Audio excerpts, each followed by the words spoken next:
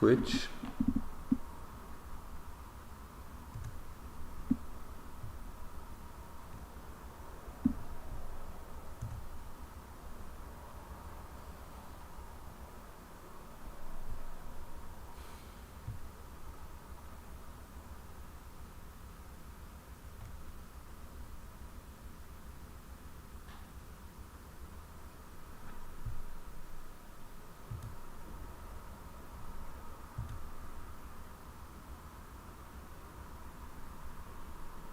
Oh, scheiße.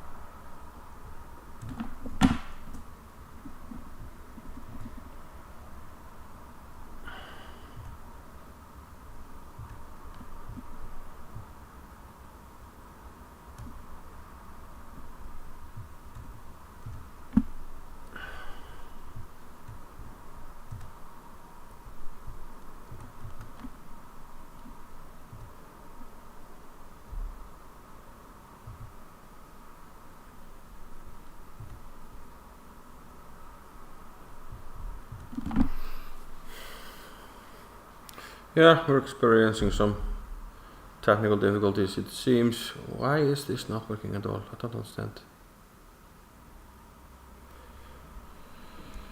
I don't understand.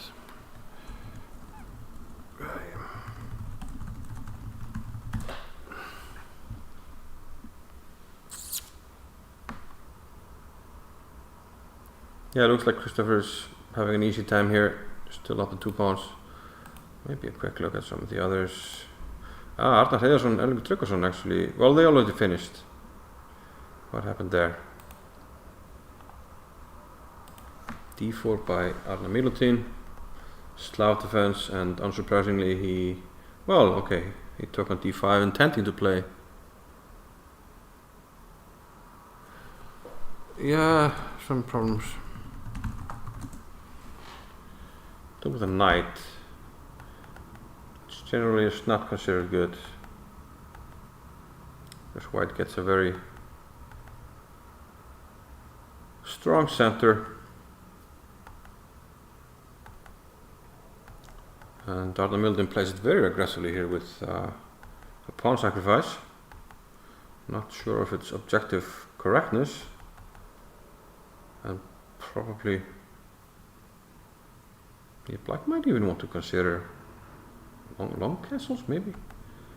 8-6 seems a little bit slow, especially after e6, and now it takes. Yeah, now it's tricky. Bishop b3 is actually a very nice move. If you take the knight on e5, it's going to be bishop takes c5 mate, and bishop takes e3, queen d6 mate. It was actually a very nice game by Arnar. Yeah, it says I'm live and not live at the same time. I don't understand what's going on.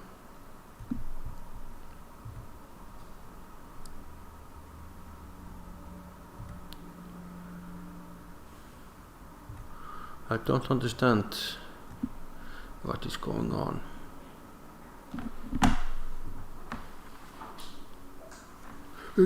Bishop e3, you know. Nice move. Okay, nice move. Live? Yes, it's live. It's live?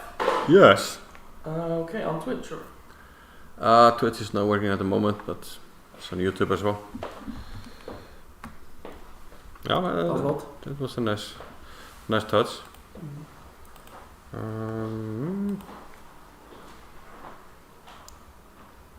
What's going on with this one? Hamed should be struggling materially here. Black has a bunch of pawns as well as queen for a rook and a minor piece. This should just be a matter of technique. More like c5 should be good technique here. Just attack the rook, then take the pawn on e4. queen f3 is fine as well. Attacking e3. Sorry, f2. But that's a lot bishop e3. So I would have preferred the other one. Rook d8 now is a fine move, threatening the mate on d1.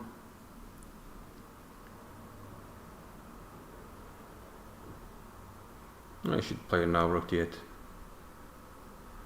Rook d8, rook c1. Okay, attacks the pawn, but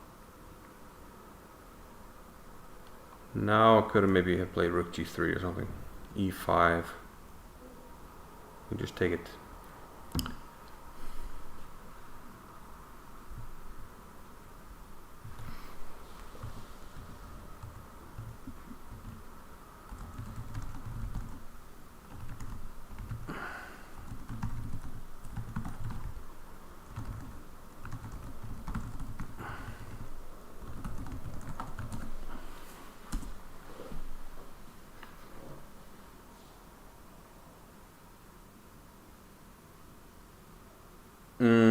Don't understand why I didn't take the rook.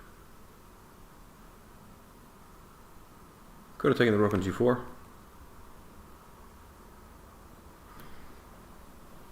So g5 now, utilizing all the pins. There's rook takes c7, but it's just one move. He's going to take on c7 though, but rook d8, and then you can basically resign.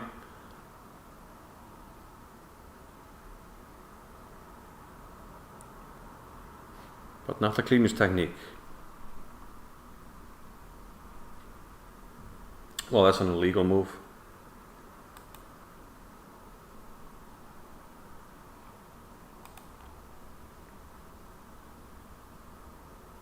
I wonder if the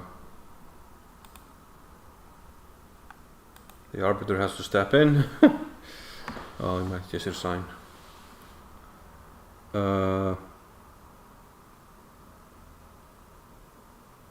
Oh, Benedict was not on the demonstration boards?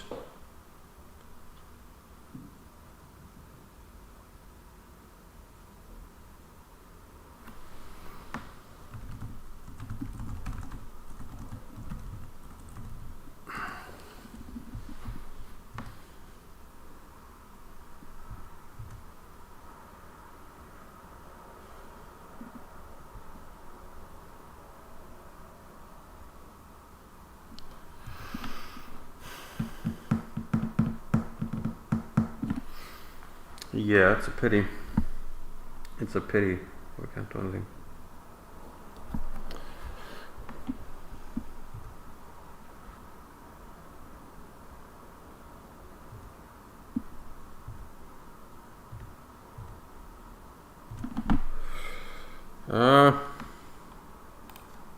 So this game is over. Maybe they're playing still. No, every game is actually over. And they all went according to plan. Let's see if they have updated the chess results. With the results they actually have, we can see the only game remaining is Benedikt Briem and Josef Ómarsson. Game you can see to the left of your screen. If the gentleman in front of the camera could actually move away, but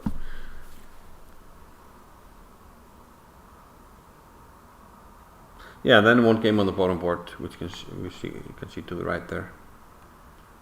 But no games left on demonstration boards.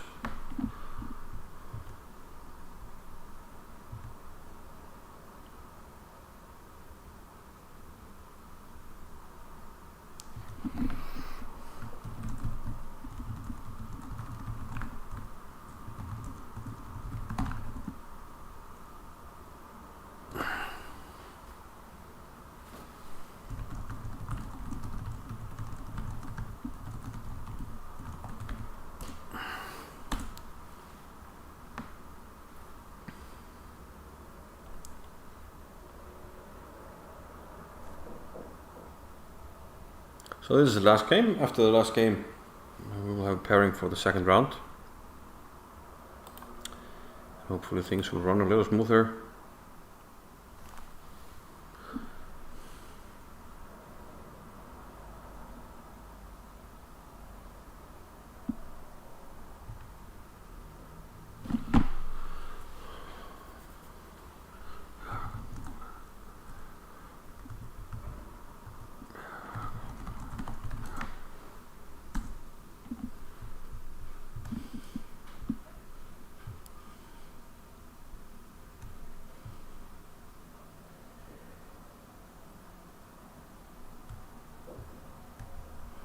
Maybe if I do this, let's say this.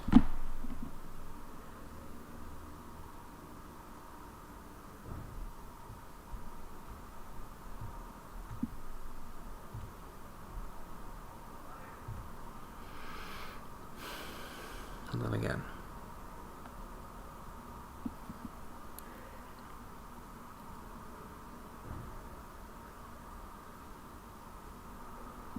It says it's sending data.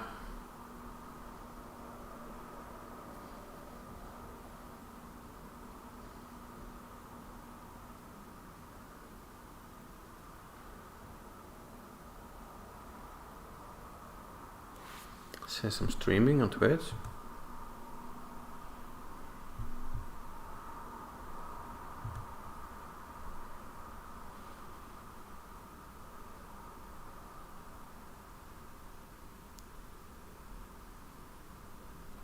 Oh, that's so weird.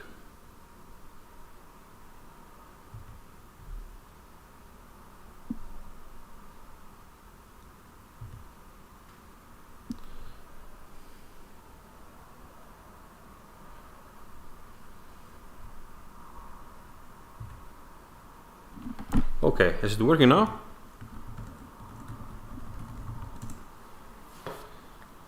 I get a picture, at least on my end. Let's see if I have a sound on. Yeah, I have a sound on. Okay, hopefully things will run smoothly from now. So now it looks like the first round has finished. So let's just have a look at the results. And everything according to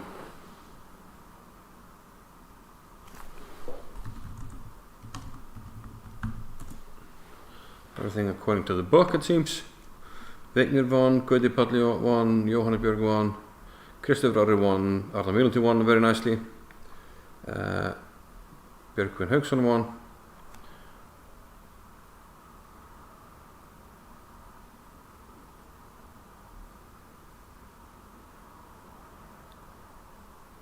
Óskar Long, Magnús, Kristján Halldórsson, Benedikt Þórisson.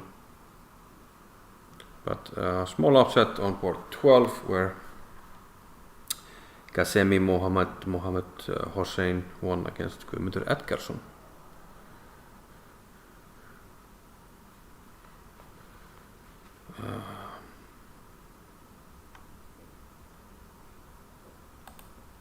Still no clue why things aren't working, but okay. Let's go to round 2. And we already have Oscar against, the game's already started. We're in a rush. So French defense, Tarash. Whitney goes for bishop to e7. So it looks fairly standard. And c4 here by Oscar.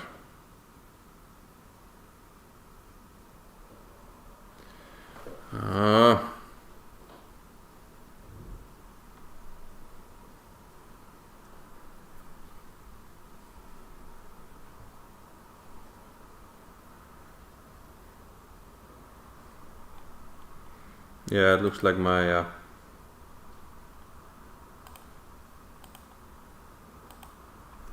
we have actually a very interesting matchup on board 2,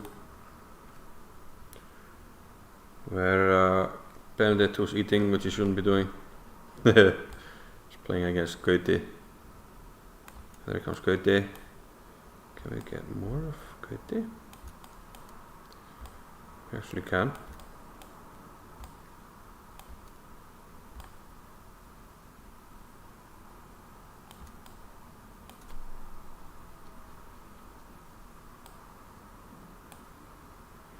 Gauti opens with knight to f3.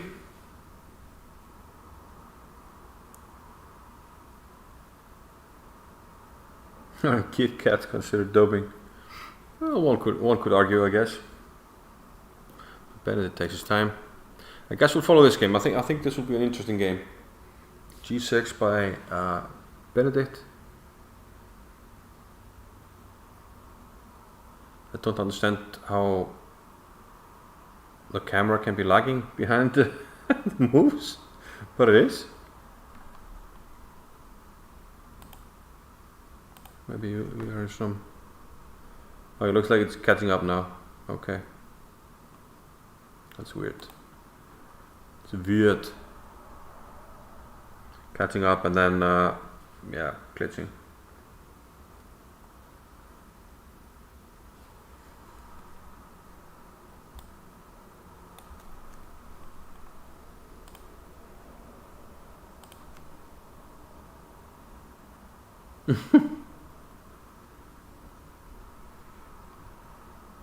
What happens if I do this and this happens? Ah, yeah, of course, this happens.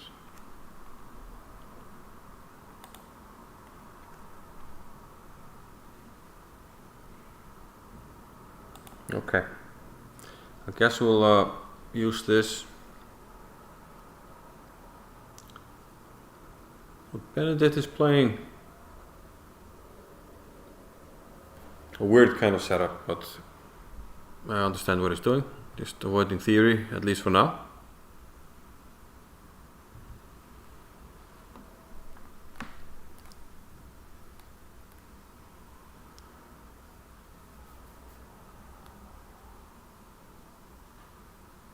So 10 minutes and a 5-second increment. And Kurt is taking his time on this one.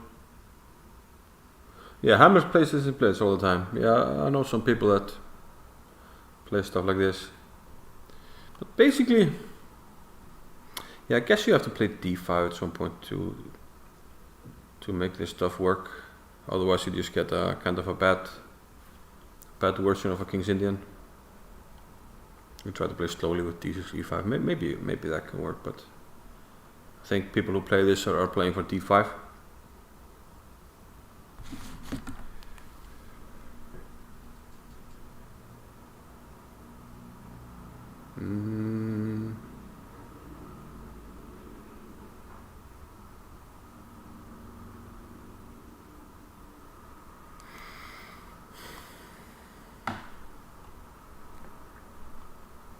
Okay, I must be lagging with the moves. What's going on?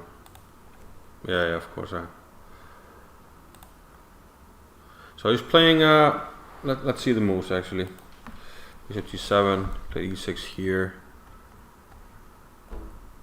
and b6. So he's playing the Hippo setup, which generally is not considered all that great when the white has played c4 and played the King's Indian setup, because you kind of end up with a bad King's Indian, which can sometimes work. I mean, after b4, which I'm not sure about though, actually. Maybe black can play a5, hoping for b5, and then play e5. But it's always tricky when you play a King's Indian and you end up with a bishop on b7. Usually it means you just lost some time.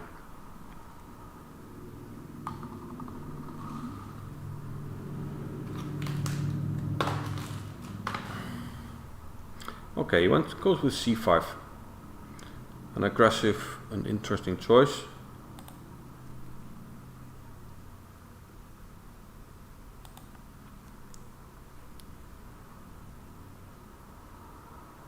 And we'll stick with a camera view while it's working.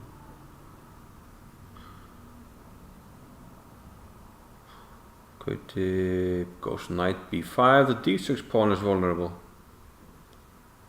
But how vulnerable? Because we can simply, well, maybe play knight f6, but you have to worry a little bit about e5.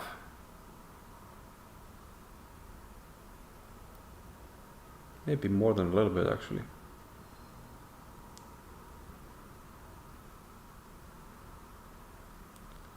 And you don't want to be playing passive moves like knight c8.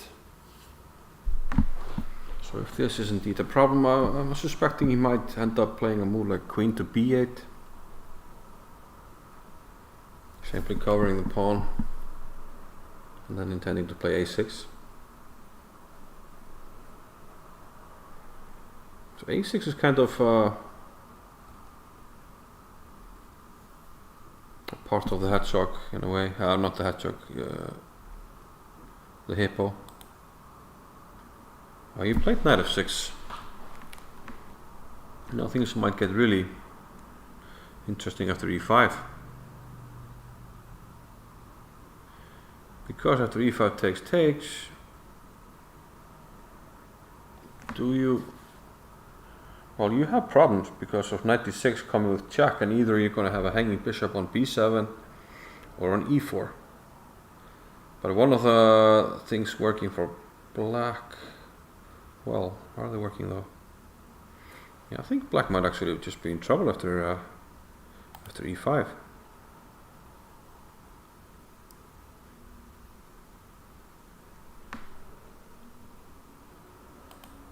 Probably adding too much stuff here, but let's try and see if we can get the clock situation in the station.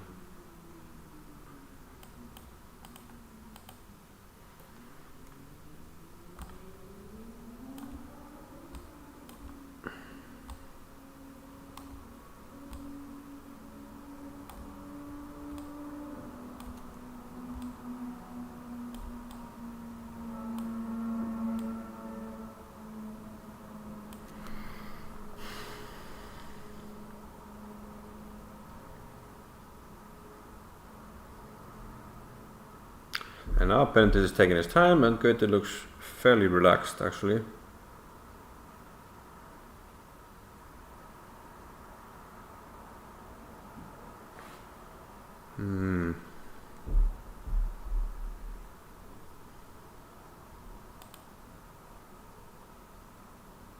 Don't see how he deals with it. The problem is, if you play your knight to e4, I will take with the bishop, you take with the bishop, knight takes d6 check, and your dude on e4 is simply hanging.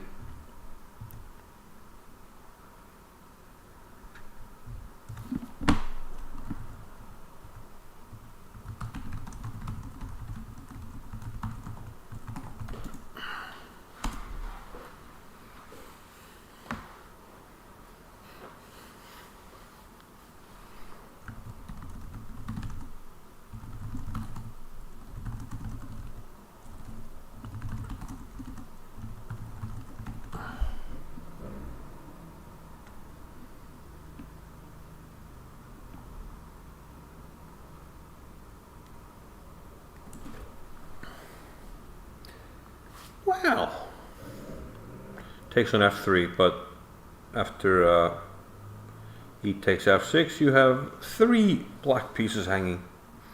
What means that? You'll just lose a piece.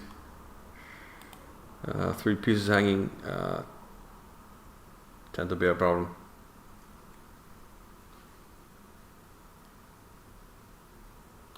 And I don't see any in-between moves that can sort of change that situation.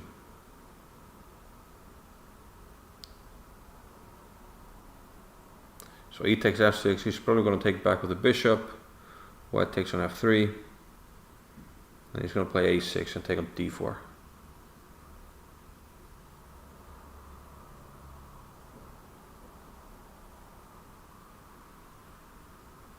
Other options for white would be knight takes d6 check, king f8, g takes f3. And try to play that position, but I think you should just take the piece.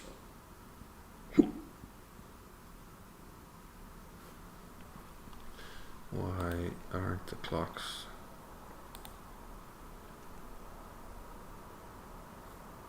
Updating, yeah.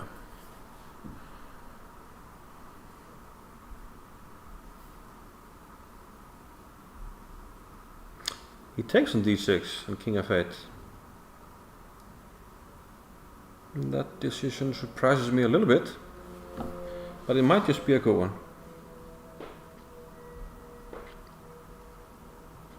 Playing for positional domination instead of being greedy. Now the king is on f8, white has the bishop pair. The knight has to move, let's say to e8.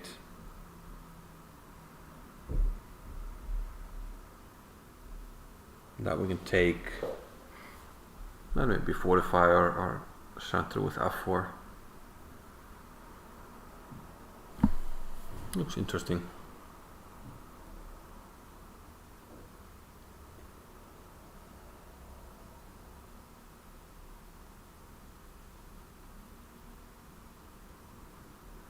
Goes to e8.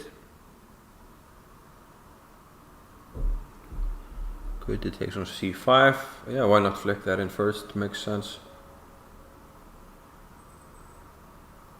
And he might take back, you know, if b takes c5, just d takes c5. Intending if you take on e5 to simply take on h6 with check.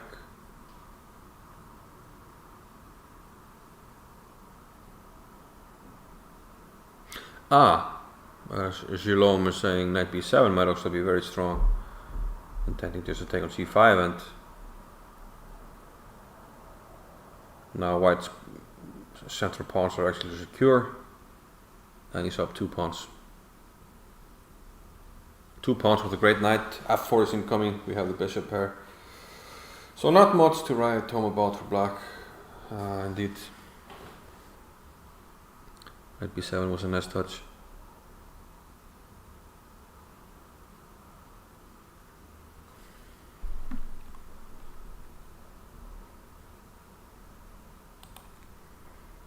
Yeah, it goes with knight f5.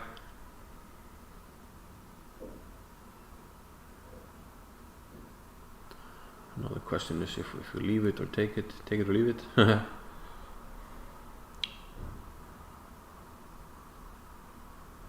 He takes it. Yeah, why not? The only slight worry I have is this bishop, because we kind of want to play f4, but if we do that, we sort of bury this bishop, which we shouldn't do. So now rook b1, he'll probably play queen c6. Well, I thought he would play that, hitting the pawn on f3.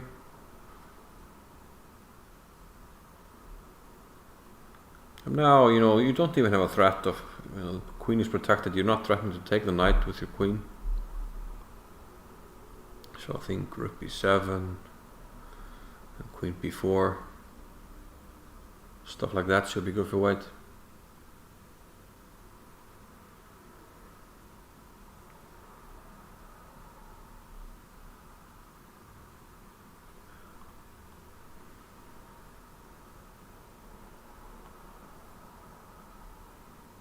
Yeah, he wants bishop takes e5, yeah. Plays rook b7.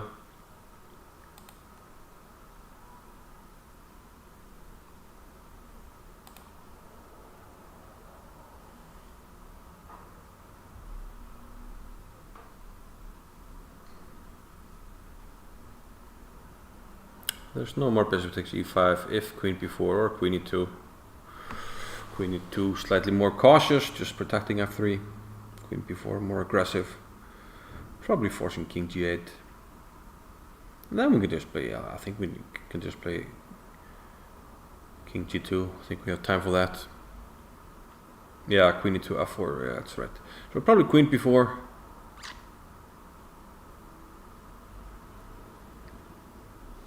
Yeah, I think queen b4, king g8, rook takes a7, and if queen takes f3, queen b7. But there is, you know, these f4 moves are slightly annoying actually. Quickly gonna check some other tables. We might actually have a result. Yeah, I suspect we already have a result on board 1. Wigner won fairly quickly. Let's see very quickly what happened. Yeah, played the French defense. With b5 aggressively taking over the d5 square. Good development for black.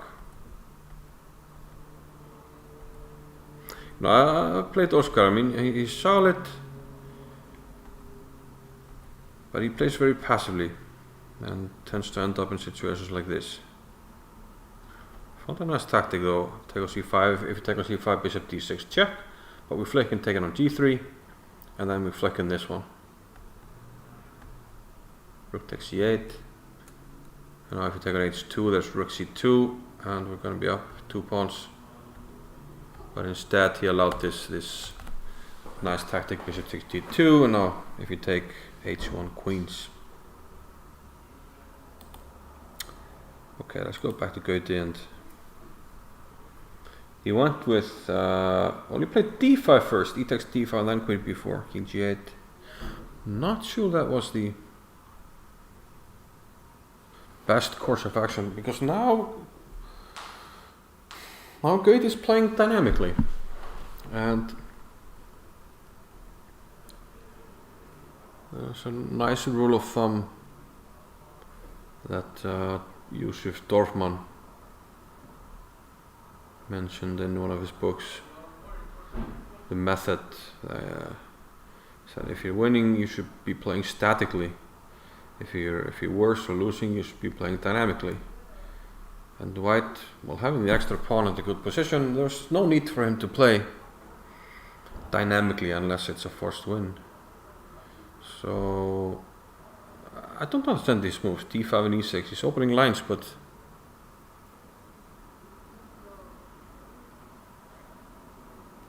okay, maybe he'll prove me wrong.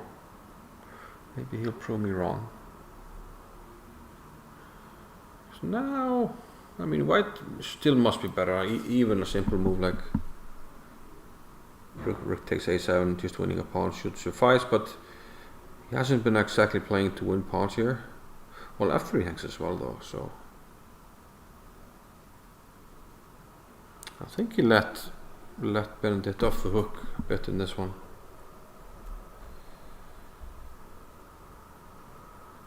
Swings the queen over. Well, there could be.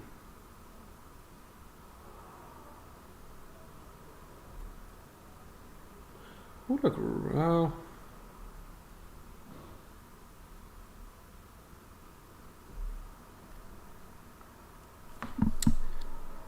Must still be better for White.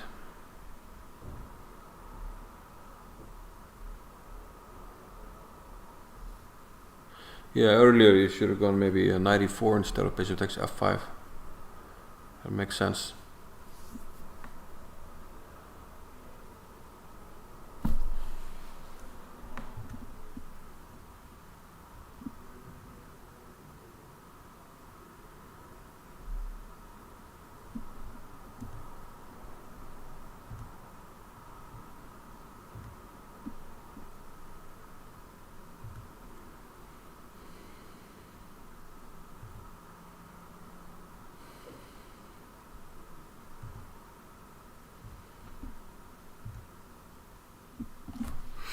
Yeah, I agree. So the clock is ticking now for Benedict. He's down to 3 minutes. Looks like we're going to have some time trouble stuff here, I guess.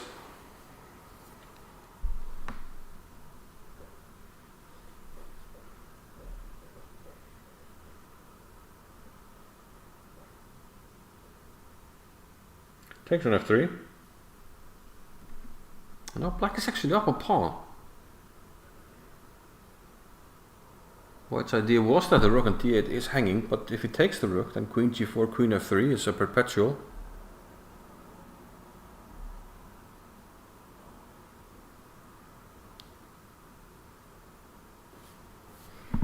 So maybe it was a flawed idea, and White just might need to bail out here, not to run the risk of letting black too much into the game here.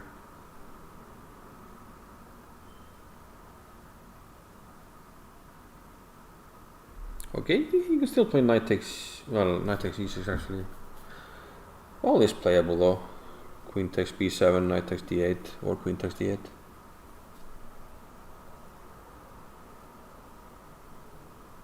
After having said all that, I still think I would take white. But he's made it way too difficult somehow. It might be that after queen takes b7, queen takes d8 is actually rather strong. Well, king h7 though, and the game goes on.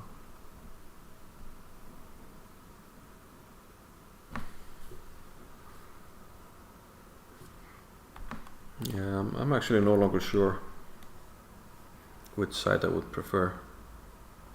Just quickly see if don't have other results. Maybe a quick look at the positions. Halldór against Jóhanna. Jóhanna up the exchange here looks solid for her. Kristoffer up a pawn. Yeah, he tends to be up a pawn. Solid chess. Arnar played a very nice game in round 1. And is he struggling here, or how does he continue? This f pawn is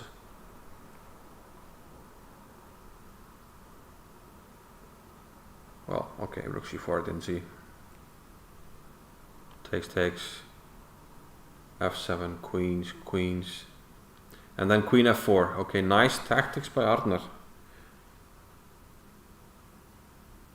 Queen f4 takes, king takes f4. You're in the square, but king h4. You have to go out of the square. I mean, you have to go and then chase the pawn. Then you're not going to be in time to stop the h pawn. So nice tactics by Arnar. Just push the h pawn and win. Okay, Björgvin Hauksson against Benedikt. And Björgvin seems to be up a piece here. Bit of an upset in my mind. Let's go back to the main game of the round. Good against Benedikt. Let's see what happened.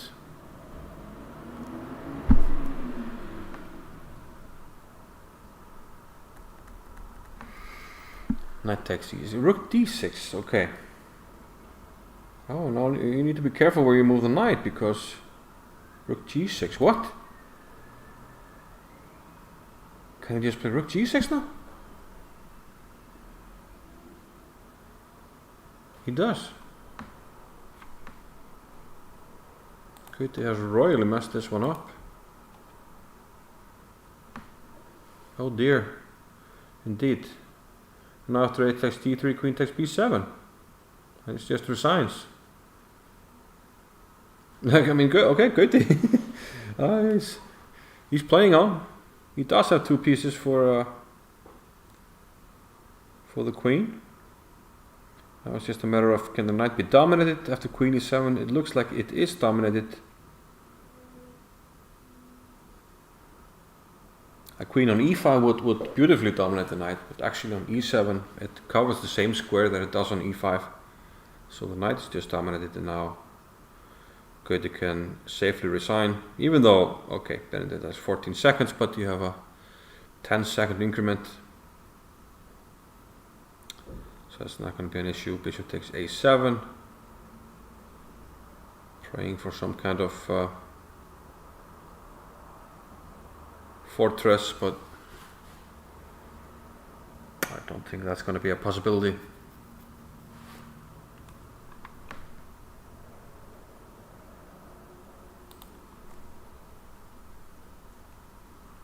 Plenty of games still going on, as you can see here.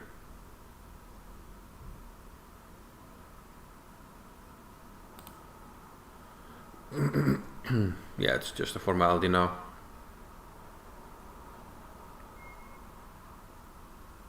Yeah, he went from quite an overwhelming position to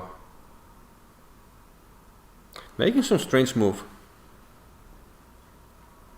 I think, I think the lesson is just good that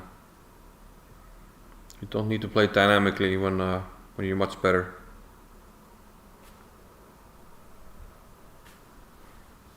Good, you should know that.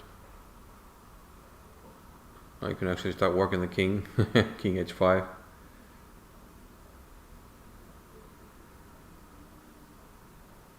Bishop on a7 hangs.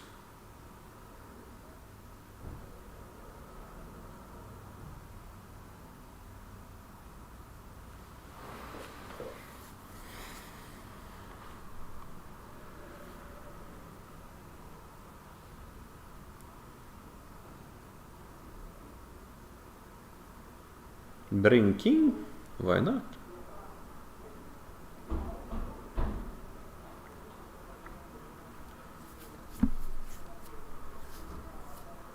Goes with the king to h3. Now he's striking queen d1 mate, which actually looks unstoppable. And go to resigns. So do we still have games going on? Björgvin and Benedikt on board 6. So Björgvin, now it's a matter of technique. He's cut the king off, so yeah, this actually shouldn't be a problem.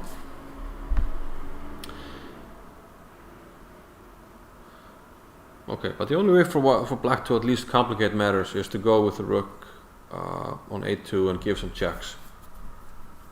The problem though is that after rook a2 we can actually play rook h1 and then just g7. So black has not in time to make white demonstrate his knowledge of the Lucena position, building a bridge. Well, actually no, he has to demonstrate it. No, he has to demonstrate it. And one of the things people tend to mess up when they're sort of adult improvers tend to have big holes in their endgame. So we'll see here if he does or does not have a hole in his endgame. So now if he moves the king, we'll just make checks. So now if he moves the king, that suggests to me that he doesn't know the proper endgame technique here.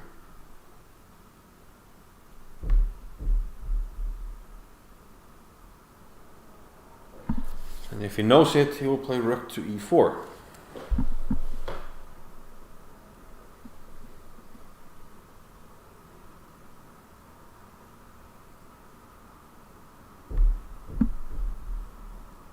And judging by the time he's taken here, he doesn't know it by heart, so this is actually interesting. Always nice when we can have teaching moments.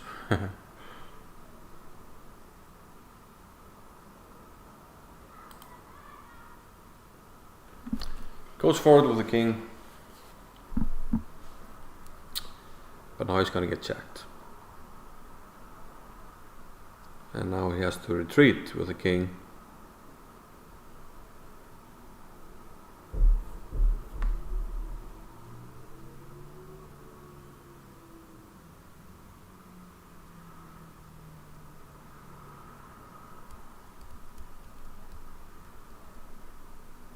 And go back to g8. But can he find the win from here? So rook h1, trying to go with the king to the h file.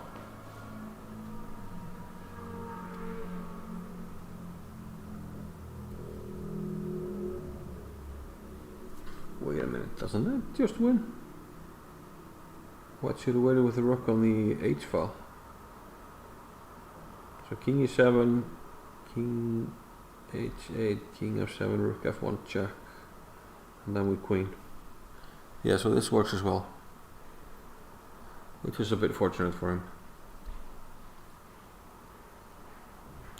So if black had to defend it correctly, it would have been a bit more interesting. How many viewers? 1 million. Wait, for real? 9. 9. Okay, that's better than none. That's true.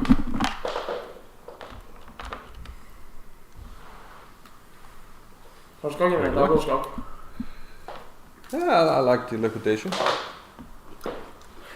You like the liquidation? Do you know what that is? Oh yeah. When all the pieces get traded. Yeah, well, when you made queens and queen f4. Was nice. Very nice. Very good. Very good. Okay, so Björgvin didn't know how to build a bridge, but he still won.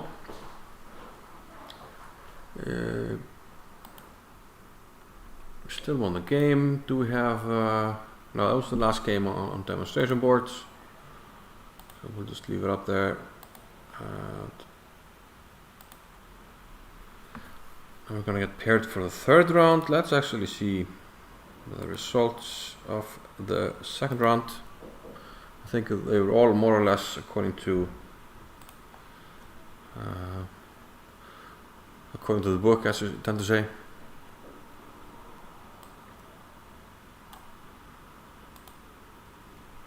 Oh, slow here to update the chess results, but Vignir won against Oscar, Gauti lost, which according to the rapid rating is an upset, but according to FIDE ratings, classical ratings, it's a normal result, although they would always have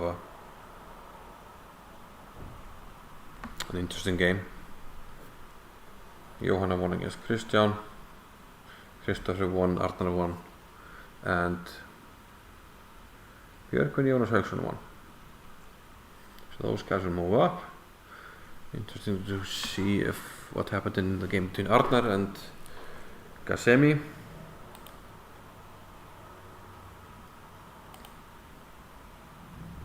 They seem to have finished. Yeah, it would be nice if the chess results updating was a bit more frequent, but here we have the results finally. And Arnar Ingi won against Mohammed Hossein, so that's one less people with 2 points. So we have 1, 2, 3, 4, 5, 6 people with 2 points. In round 3 we already have the pairings. It's going to be Vignir and Arnar Milutin, Jóhanna and Björgvin, Bendy Brím and Kristoffer Orri.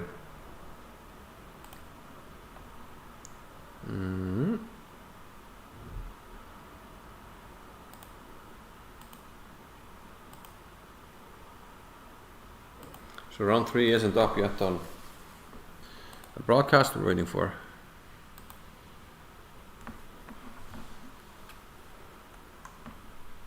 that to be arranged. Should hopefully be soon.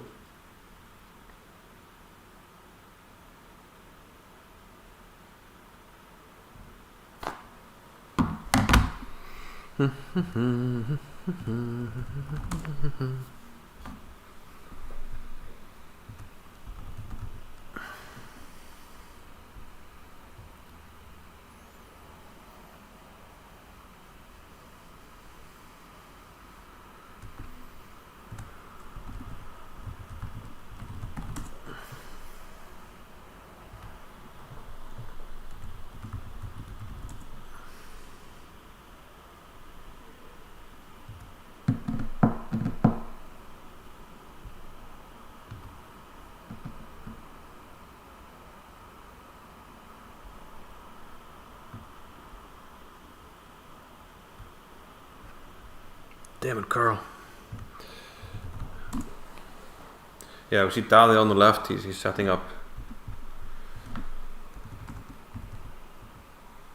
Yeah, okay, we can't order. Daði setting up the third round. People checking the pairings. The pairings are on a projector.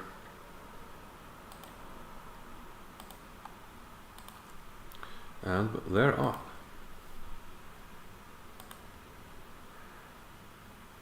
I actually don't know what this Björgvin guy looks like, so he's playing against Jóhanna.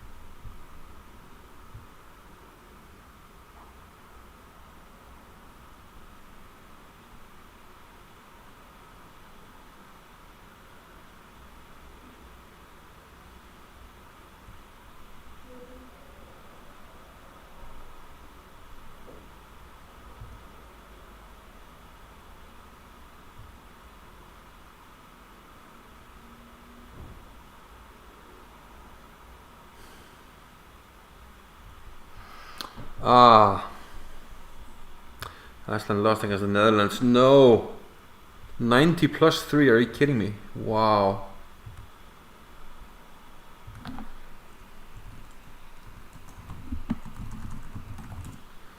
Oof, okay, the game started and it is a Alpen Sicilian.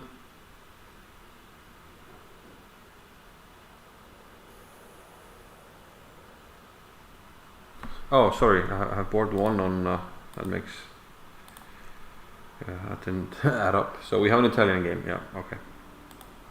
That makes more sense.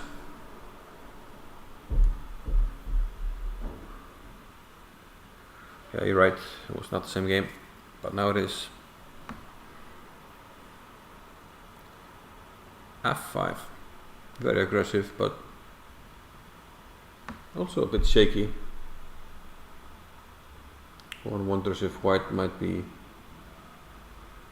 be able to punch this with a move like d4.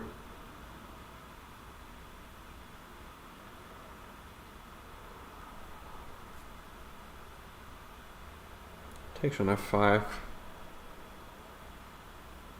Not sure about that. Okay, let's see the top board. Top board, interesting matchup as well. Good friends, Vignir and Arna Milutin. And everything's frozen. I probably need a better connection for those computers. 8-6 looks a little slow, I'm not gonna lie.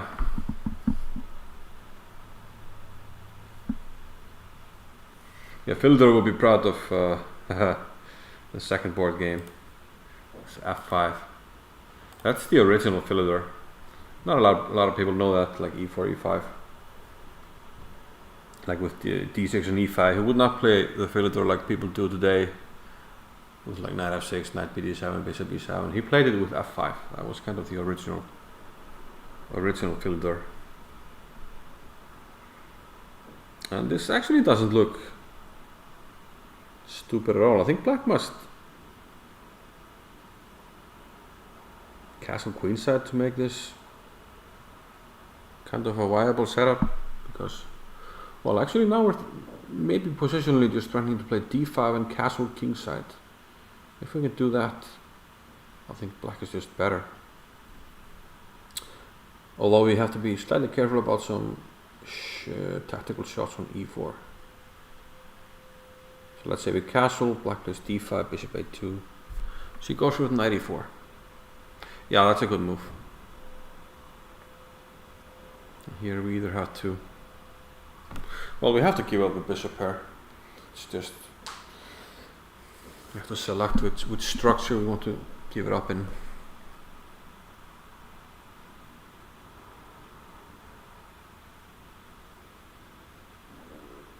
He takes on e4, white should take with a pawn.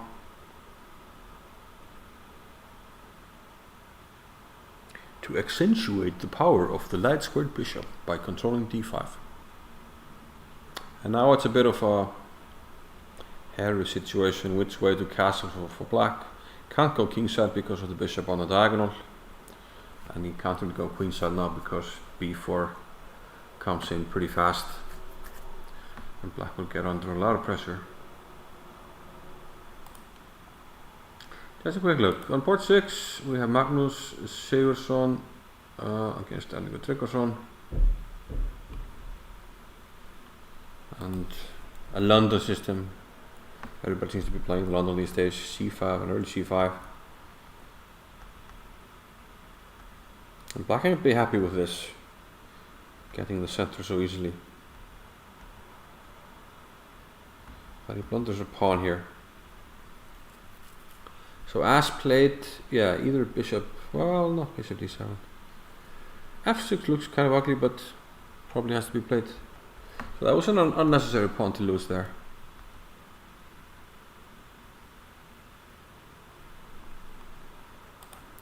But Erlingur can recover. Here we have a closed game. White should be at some stage trying to play g4. And white is definitely for choice here. I suspect this was another London maybe.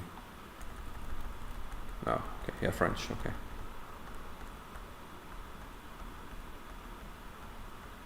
Yeah, black should be, important move here, black should play h4, stop the expansion. King h2 is unnecessary, white should be playing for g4 and he's better. Gauti will try to recover against Helgi Hauksson. Already up a healthy extra pawn. So let's check out board 1. Well, Benedikt against Christopher. A quick look. They also have 2 points. Benedikt seems to be playing tricky here. The opening was a Catalan with e4, I guess. Yeah, takes. Rook d1, d5, and knight h4. Very aggressive. Giving up a pawn here. But is it too much? I don't know. Is it? Black's main problem is he can't castle because knight takes e7. Picks up too much stuff. But can we play bishop e4? Probably not. Because rook takes e4. And the tactics seem to work out for white. Yeah, this d5 knight h4 stuff, it's similar to what Kasparov did. I think it was a famous game against Pologievsky, right? Or maybe Pologievsky had this idea and Kasparov used it. Either one, can't remember. Oh, there's also 96, yeah, plenty of threats actually. So like knight g8, knight d6, you can't really defend this bishop on e7. Bishop b4 doesn't work. Well, he played bishop b4. I would just take it, and you're struggling to protect this bishop. So Christopher seems to be crumbling here. Because queen e7, knight takes e7. Maybe you can play that though. Queen d8, knight takes e7, king f8.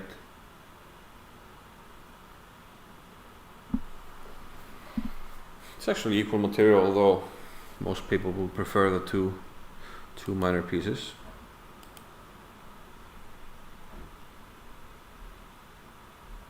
Going back to board 1 after h6, rook e1, bishop g4, h3, d4 takes long castles. It's a very ambitious setup by black, which either totally works or you get mated. So knight c3, that suggests to me that Vignir isn't worried at all about this pawn on d4, because his pieces will be coming out pretty fast. Like knight takes d4, queen takes d4, followed by knight b5, bishop f4, rook c1, stuff like this.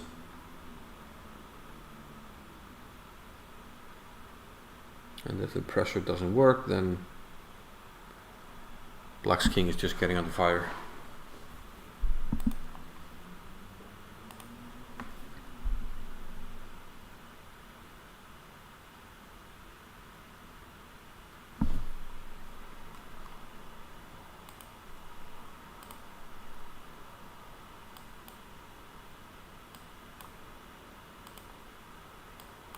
Yeah, I should be doing this in studio mode, but I'm lazy. I'm worried that things might crash if I did, so let's just get the time on this one as well. Well, let's put it here.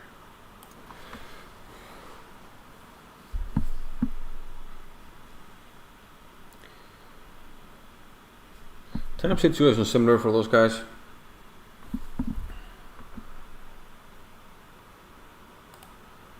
Board number 2, and I have to update.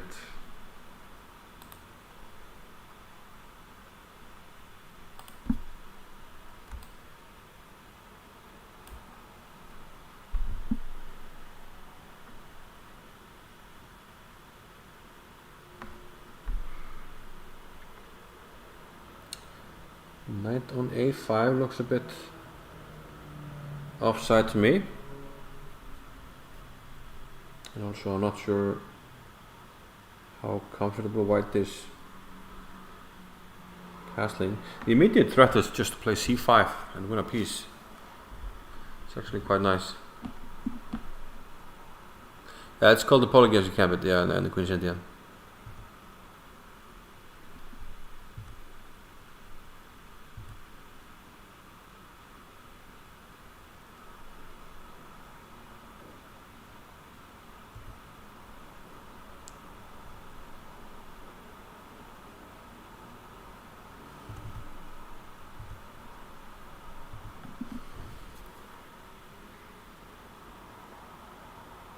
Yeah, a takes b5 is sensible because now the rook is protecting the pawn. I think white should take maybe with c pawn just to open up more for the bishop. Yeah, I think that's a sensible way to do it because the bishop stays strong and the knight is out of play. Bishop c5, sensible move. Because I think he wants to at some stage play b6 and maybe try to reroute the knight. Johanna plays queen d5, which threatens to take on c5, utilize the pin. It also threatens knight takes e5 check. So black might have to play a move like king c8, maybe king e7 even. Yeah, why not king e7? He plays bishop b4 check.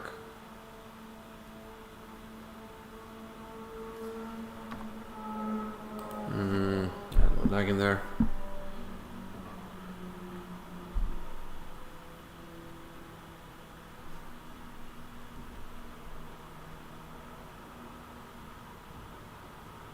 Rook to e8.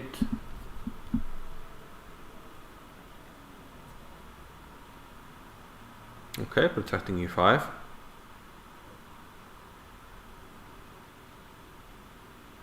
King f1.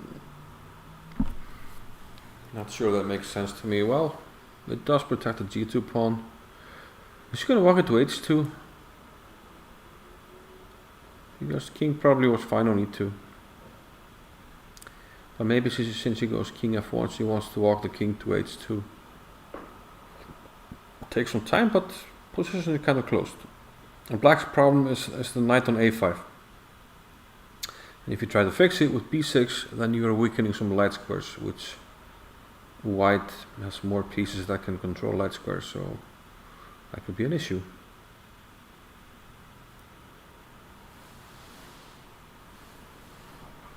So I think white should play something like, yeah, just get the rooks connected, so king g1 h2, or correct the earlier mistake and play king e2. If it's a mistake, I'm not sure it is. Johanna below 5 minutes. Plays knight h2. Where's the knight going?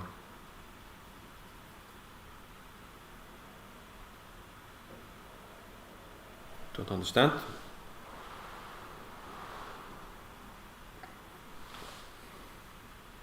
h5 stops the knight from going to g4, but the knight comes back to f3 now.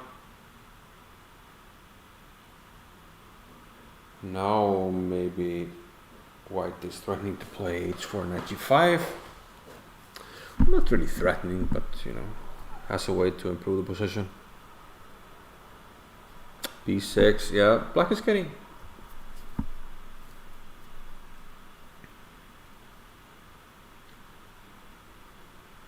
a bit too weak here and there around the board. Since the bishop is outside of the pawn chain, I think white can safely play h4 and knight g5. And the only way to get rid of that would be with a sacrifice, but I don't think that works.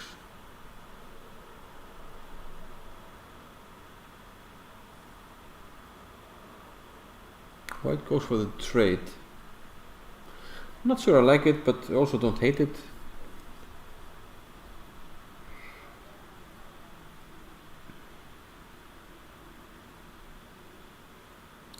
So if you don't want to lose the h5 pawn, you have to play rook h8.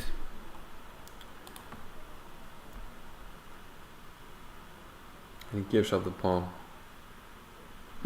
Well, maybe temporarily, because the a4 pawn is hard to protect. But now white can start thinking about pushing the h pawn. Just run, little cowboy. Run, Harry. Yeah, the problem with the a pawn was rook a1, black has knight c5. But now I'll probably start running and keep running.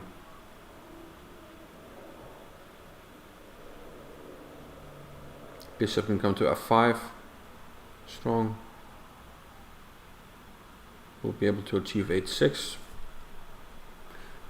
Black doesn't have a lot of pieces to stop the pawn, only the rook.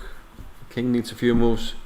White can, well, get the pawn pretty far and then add pieces, you know, bishop f5, bishop e6, knight g5, knight h4, those are all moves in some order or the other. I think just h6 and then either bishop f5 or knight g5, and this is starting to look pretty bad for black actually. More than bad, just lost. Knight takes e5. It's a big pawn, so why not? But I think we could have just pushed. Bishop f5 might be a nice touch here actually.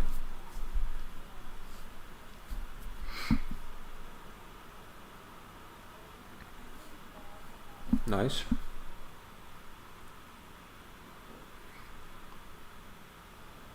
Yeah, knight takes e5 is probably fine, but I'm not sure it was the strongest.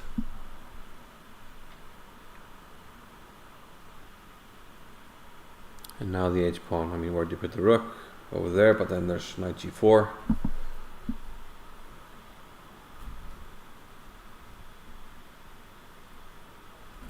Followed by a pawn push.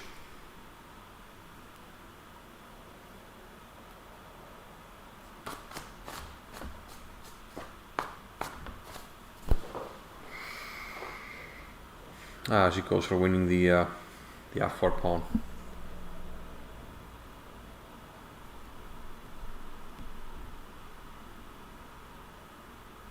Yeah, it doesn't really matter. Everything is dropping. I think we should switch to the top board. See if Artner is putting up a fight.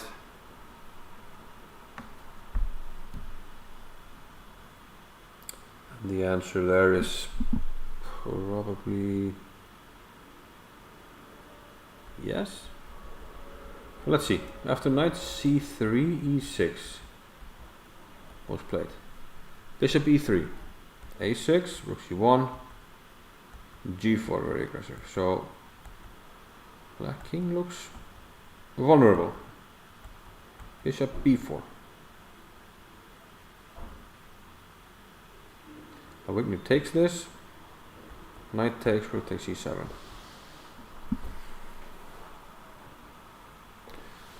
One idea is just knight takes d5, but he takes the material. He's going to make Wigner prove that he has compensation for an exchange. I'm not sure he does.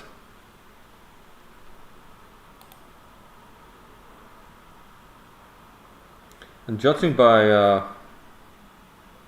the clock situation, it's probably not what Wigner ordered. Johan has won her game.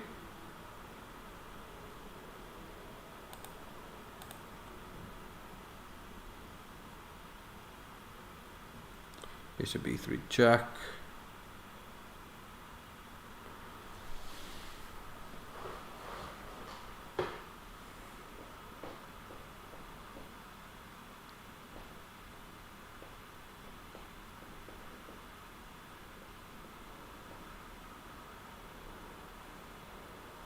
Yeah, so it's clear if black wants to play for a win, he probably has to give up the b7 pawn.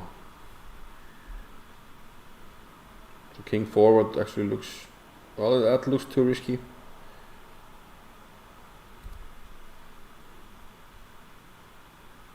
And king back to c7, bishop f4. He goes king b5. Then we can take on b7.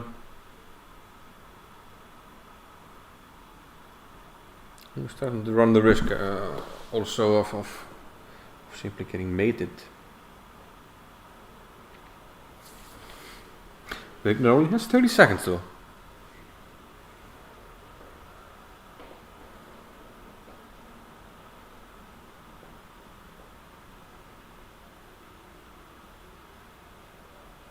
Takes on b7. I think that was a sensible choice. And if black is not careful, now we start doing something with the pawns. So maybe it goes knight c2, which might be very sensible, eliminating the dark squared bishop. Rook c1.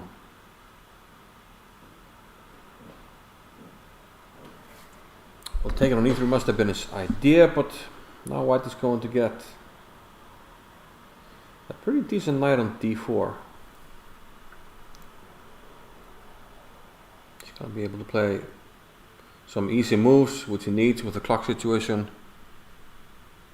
King f2, if the pawn is attacked, knight d4.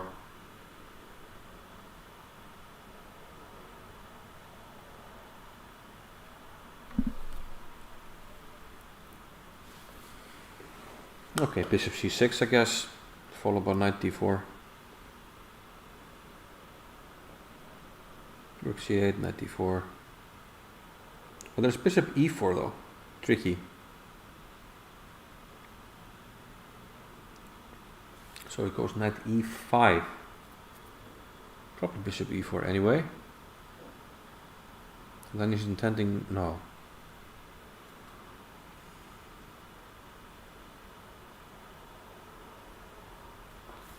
Looks like he started to move the bishop, but then changed his mind.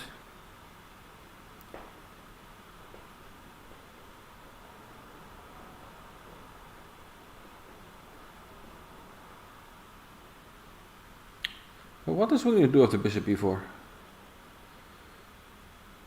Oh, he plays it. Needs to figure out something out fast. Like knight d7, king a7, knight back, and even f6.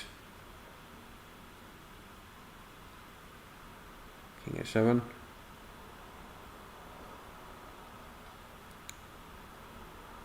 Oh, he's just gonna be down the double exchange. Now rook e8, rook d8 wins. Well, he still has a check on c6 though. I was gonna play rook e8. Yeah, that's wins. Knight c6, king b6. Oh my god. Oh my word. Here's the favorite. Gonna drop here. Drop a point.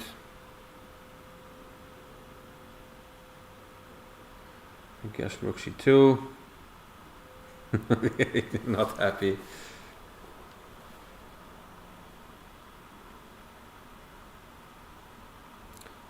I think rook h2 is an interesting move here, but it just goes back, intending to double on the e-file.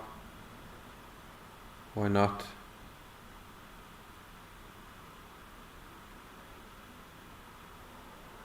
Okay, he needs to avoid knight c6 check. Does so with rook e6. He could have taken on e4, followed by rook c4 check, which would have prompted resignation. So a3 defends the knight, so that trick doesn't work anymore.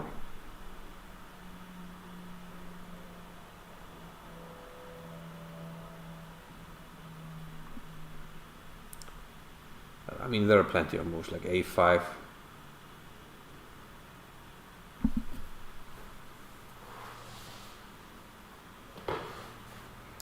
Wigner trying to stay alive here. He's lost and should have been completely lost if rook takes e4 there earlier.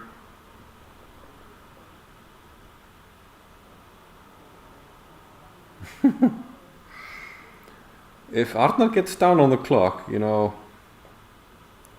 this knight, it's an annoying piece. It could get hairy. I think we'll play, okay, plays h4.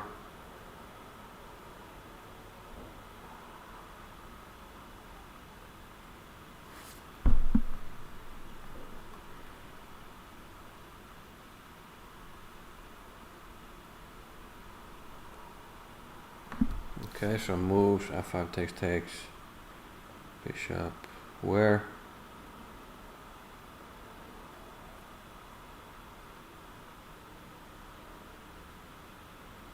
Yeah, he's definitely missing stuff.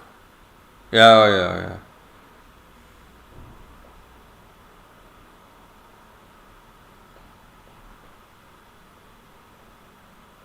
Rook d6 should be okay.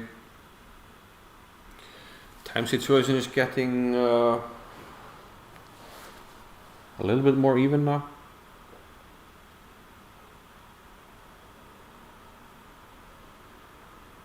Black is avoiding the jacks.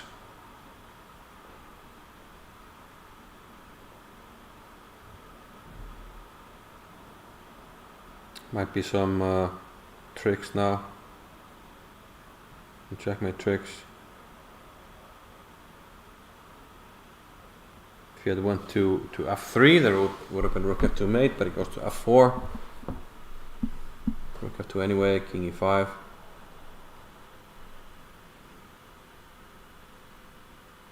And rook g4 is a move, which he finds. Knight hangs.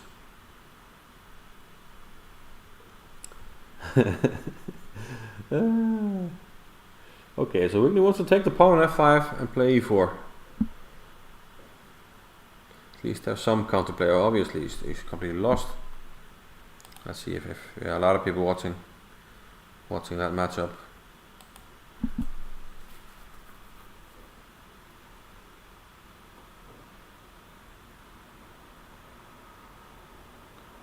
Knight comes into c5.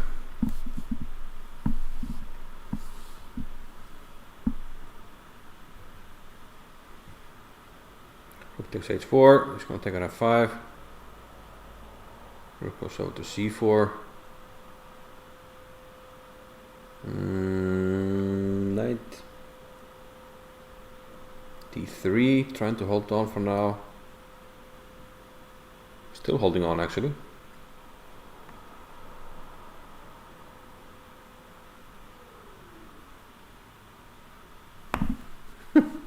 Arna keeps hovering with his moves, not fully making up his mind. He's clearly nervous. He's a bit worried about blundering.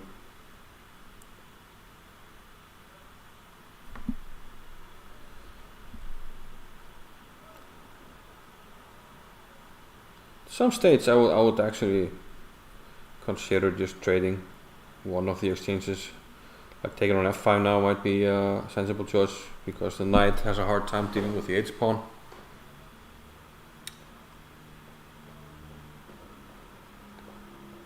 Now the king goes to, well, he plays e5, h4. Oh, he didn't play h4, he brought the king. Should have gone for his own active plans. You need to get the h-pawn running, buddy.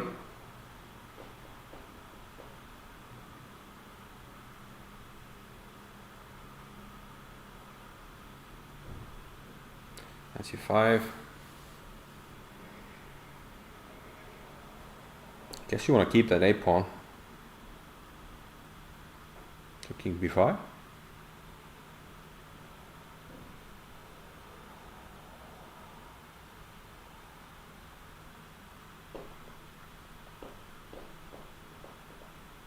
Why rook f8 just to lose a tempo somewhere? Okay. Don't understand why he hasn't pushed the h-pawn yet.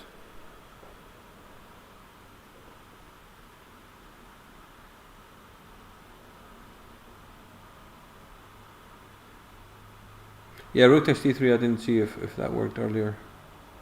Now black actually has worse time.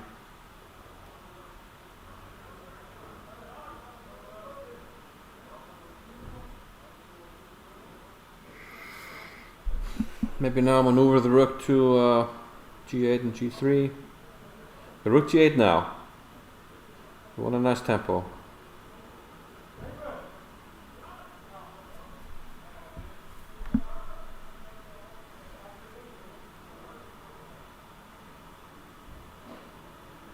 Just get the rook to g3.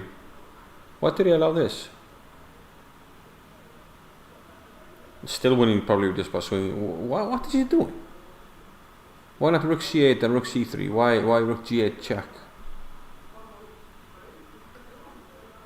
Oh, it's actually a horrible technique.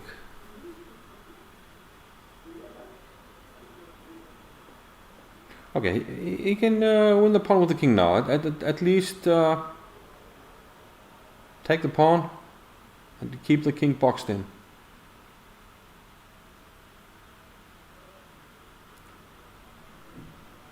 Although he couldn't do that, he had to take care of the pawn. But now we can play king c3, king b2, and the white king is very far away. But I like the fight that Wigner is putting up.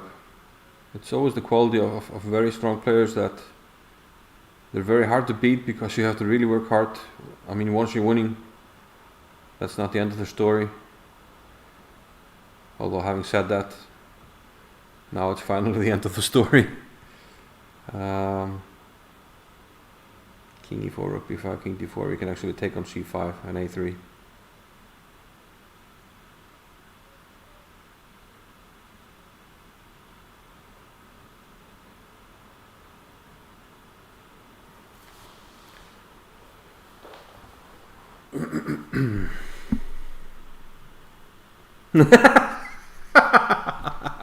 Wigner very happy with the result, as we can see.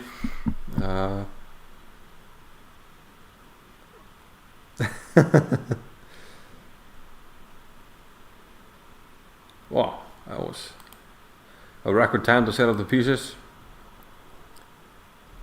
The nuclear gambit. So that must have been the last game of the round. Now people are checking the results, seeing what's going on. We'll do that as well. Let's see if they have updated chess results. Yeah, it would be nice if they updated chess results faster. But they must be doing it now. Some interesting matchups. Like these guys train together at the chess club, young guys. Yeah, we haven't had Björkvin on the top boards, demonstration boards. So a veteran player, and he won a nice game. He had against Hamed Gramizadeh. Björkvin getting his first point of this tournament. Peter already got 1 point. Well done, Peter. Looks like things are going according to plan. We haven't looked at Benedikt Bream this round. He won his game. Oh no, we looked at that. Let's actually see how it finished, because yeah, he blundered immediately here. Blundered immediately if we switched. Well, you can actually see the board down there. it's a wee bit small. But we saw this position, yeah, and we figured black was struggling, and in fact after queen e6 he just blundered immediately. White could have probably safely taken this pawn as well, and would have been up a piece, but this is even better. So now Dali is setting up for the 4th round. We should have some results in. Wigner has recovered from his loss. Not the first time he loses to Arnar. Arnar has this tendency to get results against Benedikt Bream and Wigner. Even though they're both somewhat better than him. Well, in Wigner's case, considerably better. So Arnar pulls the upset, which means that he is leading with Johanna and Benedikt Bream. And with Johanna being the highest rated, she will be on board 1. And Arnar will probably have white against Johanna on board 1. Benedikt will probably play against Wigner. Katie won, Oscar long won, and Erlingur Tryggvason lost. Yeah, he blundered this pawn early on. So round 4 we actually have the pairings up. Yep, as predicted, Arnar against Johanna. They shake hands. I need to update the board to the 4th round. And here we go. Nimzo Indian. Bishop b4, expected. b6 is not what I expected. That's simply a bad move because it allows e4. Arnar making sure. Why does he keep touching Arnar? Stop touching pieces before you make up your mind. And he goes e3. Why should go e4, man? If Johan is mixing up the Queen's Indian and the Nimzo Indian. Yes, yeah, it's freezing on us. That was a very weird decision. B6 is just a bad move on the third move. Because it allows e4. I mean, knight c3. The whole idea of the Nimzo is to control the e4 square. That's why you play bishop e4 to pin the bishop. b6 delays controlling e4 for a move, and that gives white time to play e4. So he should play e4 and just protect it. But Arnar, for some reason, changed his mind. Already touched the e pawn, so he put it on e3. Yeah, I don't like this decision by Arnar. d5 now by black. So it looks like we have a very interesting matchup then on board 2, don't we? No, Björk winning has Benedikt. Okay, that's surprising. I thought maybe the colors didn't mix well for Vignir and Benedikt.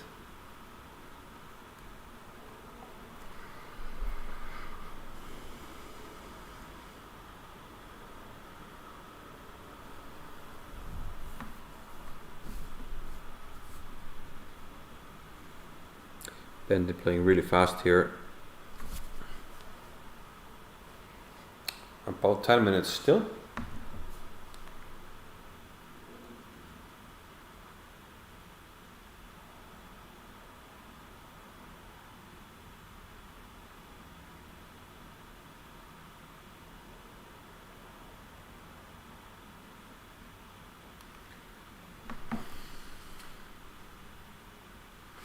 La Bourdois in French by transposition. Let's see what they did. They played, yeah, basically by transposition. White is playing sort of a setup.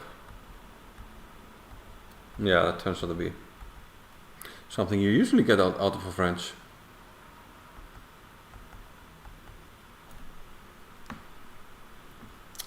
Yeah, this bishop on c2 is kind of silly. No, knight e3 is threatened as well as the pawn on f4. As well as the pawn on c3. So probably knight e4 is the only move that covers everything. And he finds that.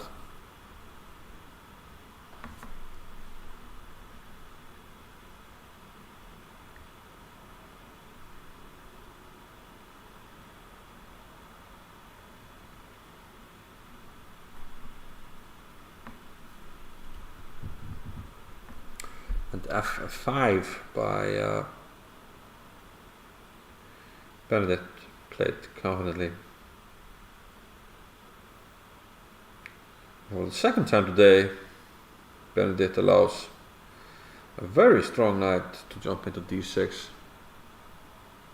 It looks like f5 was a positional mistake. One that Vignir should recover from though. Let's see how Vignir's probably, I'm going to say he's playing really fast. That's my prediction. That's the black pieces. Well, not too fast though. Looks like another Sicilian. c4 on the second move. Kind of setting up a bottoming system, but knight f4 is not actually not very standard in those lines. h4 is interesting, but he castles. Yeah, so we transpose kind of to an English opening here. Black is playing very solidly, and now he's gearing up for d5. When his position will just look fantastic. Rook lined up against the queen. We're all primed for d5, opening up for the bishops. looks good for black here. So on board 1, let's actually keep some focus there. Yeah, this was the weird Nimso. She takes with a knight. I think taking with a pawn is fine. And now e4. And now white again gets the strong center, sort of for free. I would play a3 here, getting the bishop pair, strengthening the center. I'll play a3, and only after bishop takes c3 I would think, how do I take bishop takes c3 or b takes c3. It's just a free bishop pair. Now it finally plays it, a3, bishop takes with the pawn. Takes. Now we should play, bishop c3 looks fine. Queen d2, rook c8. This looks like a very good version of a semi-Tarrasch, where black takes on d5 with a knight. Black is solid, but white has a very nice center.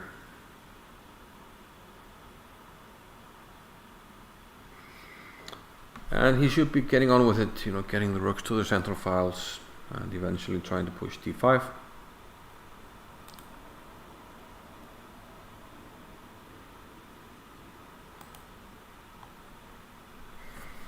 But both players come across to me as slightly inexperienced in these lines.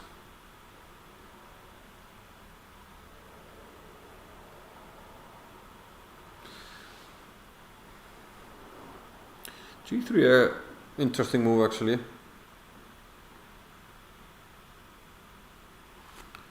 Intending. Okay, rook c1, queen d6, g3, yeah. Intending h4 at some point.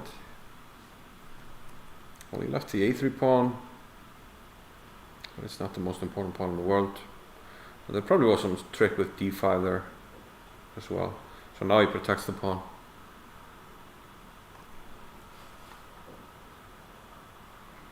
Yeah, I like g3 actually. If black is not able to pry open the long diagonal, then white will play h4 and increase the pressure on the king side.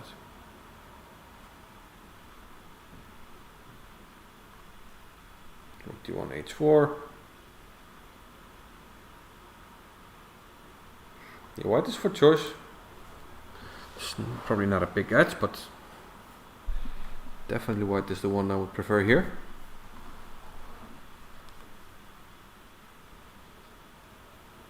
Dim.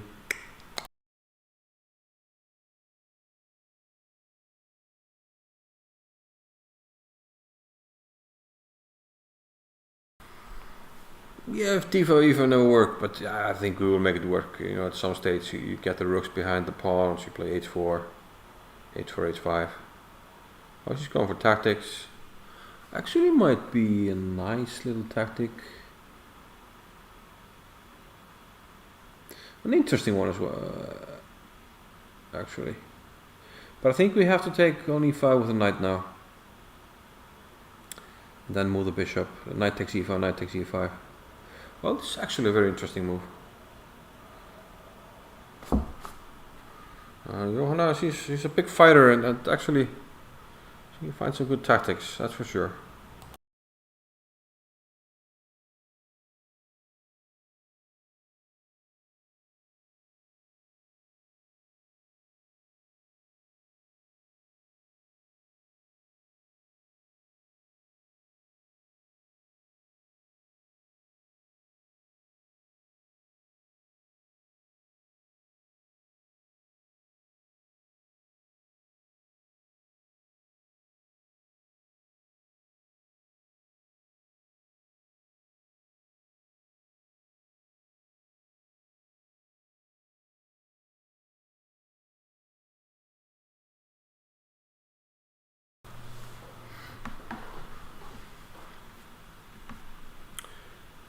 Yeah.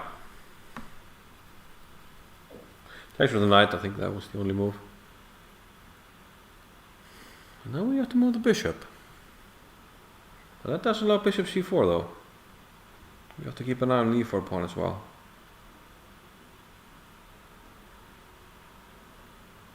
So probably Johanna found a nice shot there.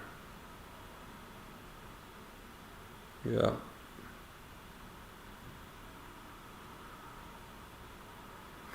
I'm wondering where White went wrong here.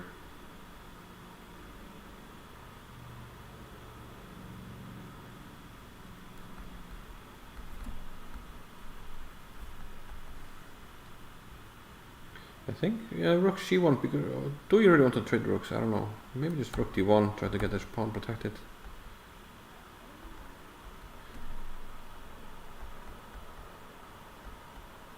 Bishop e, yeah, okay, you can play that actually, sorry, because now e5 hangs. So now we should play probably knight c4.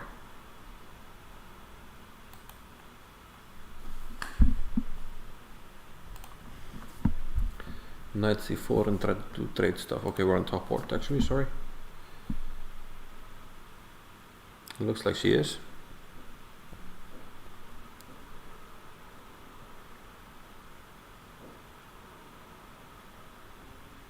More or less forced to take. There is e5 though. Bishop takes c4, rook takes c4, d5.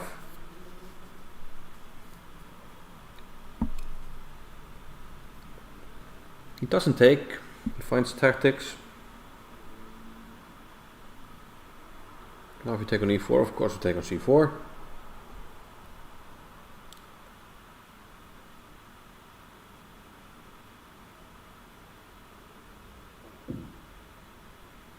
So now we need a square, but it's actually not so easy.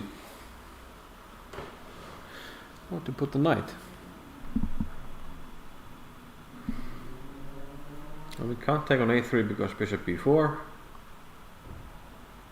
Oh, hang on a minute though.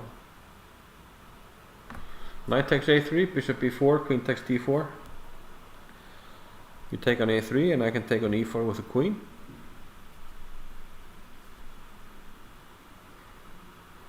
I would still be worried about the knight getting back. Nonetheless. Why does this keep freezing on us?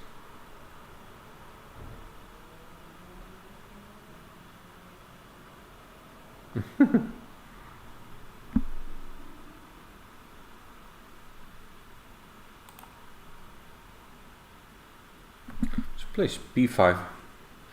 I keep coming up with dynamic moves. Now if queen takes b5, I guess she's intending bishop a6.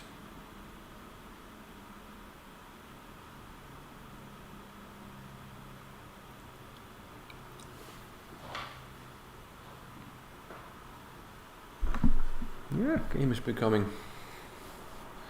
interesting. I want to see what's going on some of the other boards as well. Björgvin against Benedict. Benedict already won. Well, despite maybe struggling a little bit. After 96, I think White has managed to fix the situation. He even won a pawn here. And then blundered this. Okay. Yeah, I was doing fine, and then we had this blunder. And black wins easily. Okay, Vignir.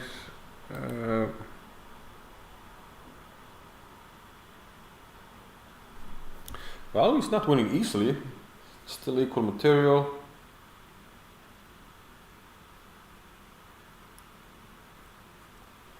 Slightly tricky situation for black though. Must be said. No, I mean for white.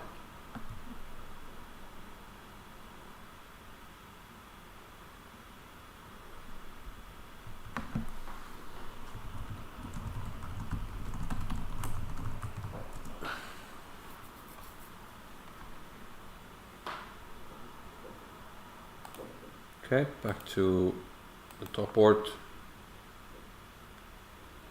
He took on b5, bishop a6, queen a4.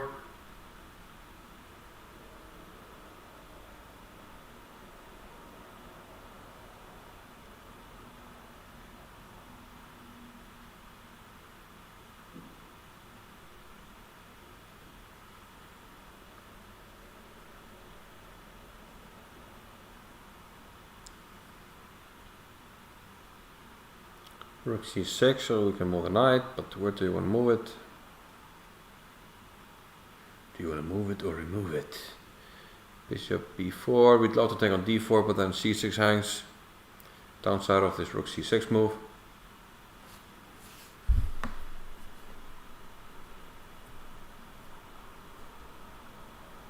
Yeah, rook c6 maybe didn't make a lot of sense.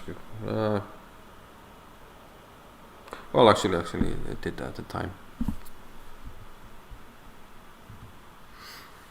Yeah, bishop b4 is gonna sting.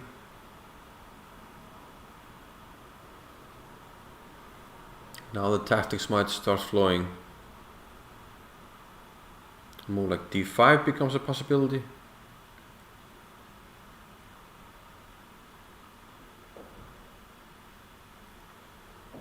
Yeah, Arnar, he's a tactical player. He's gonna go for moves like this. You know, he's a very direct player. Trade.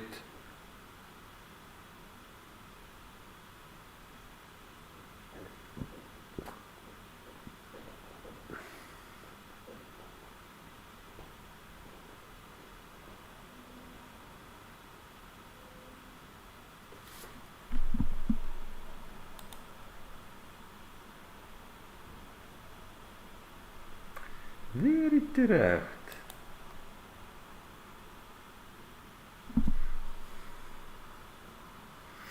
Wait, he takes on c4, and he does so because of the back rank. That's actually nice. Bishop takes c4, rook takes c4, and queen e8 is mate. She throws in bishop b5. This might actually be a very nice move, which I didn't see. But we can just... No. Hang on a minute. We need some kind of a thunder move for everything to work here, but don't think we have it. Bishop a5, is that a move?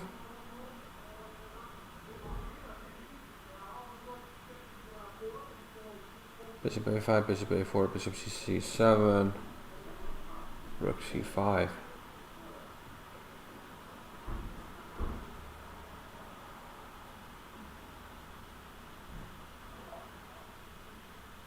Could play bishop takes b5, have two pieces for the rook.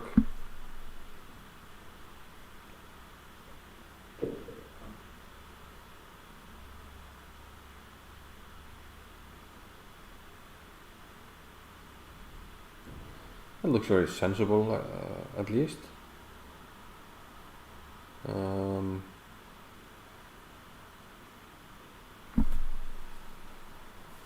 Yeah, it's probably the cleanest.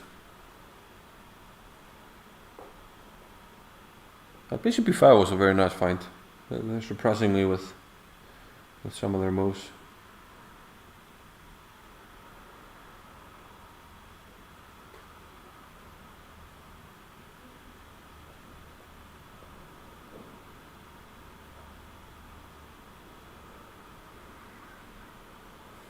I'm using up a lot of time here.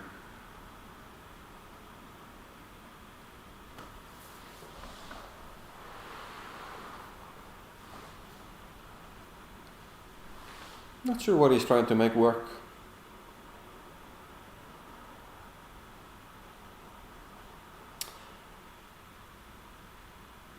Okay, he went for this. Yeah, I saw this with bishop takes c6 first, but rook takes c6 is interesting, but yeah, maybe that was actually clever. Maybe that was actually very clever. Rook c1. And then you just have all the material in the world, and you can just play around, protect everything.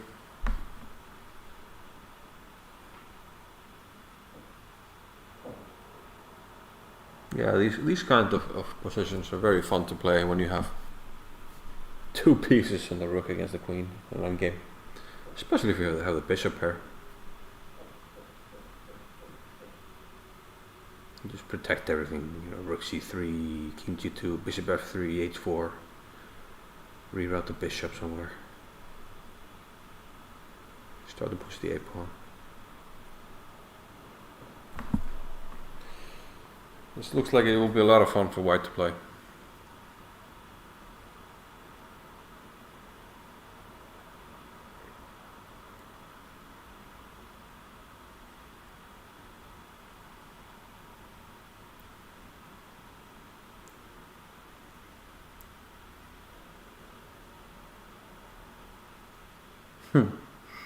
Bishop f3 for funsies. Yeah, Arnar always goes for these moves. You can kind of see through him when it comes to that.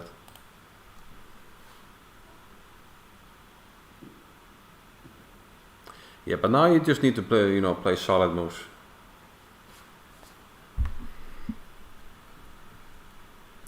Okay, king c2, very good. h4, why not? Why are we lagging so much?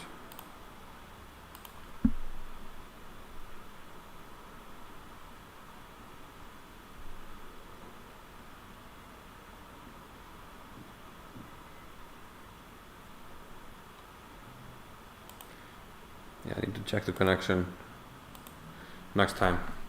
Not use the wireless for the cameras.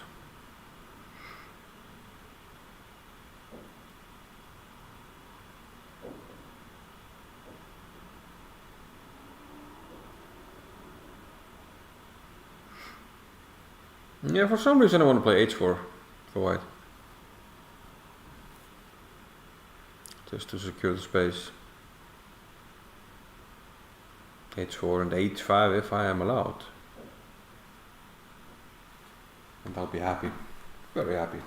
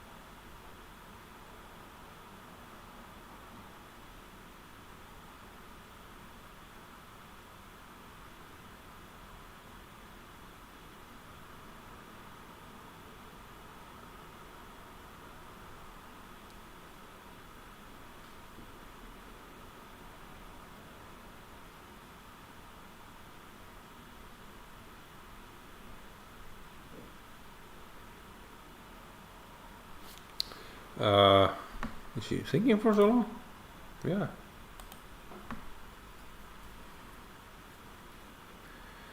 Looks like the last game of the round. If you're talking about rounds, it's the penultimate round. It's 4th round out of 5.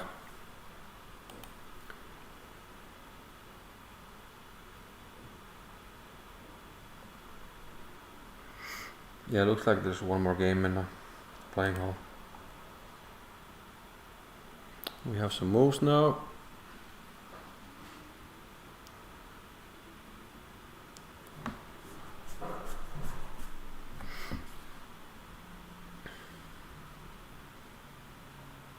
Yeah, it's black trying to gain some space with the pawns on the king side, but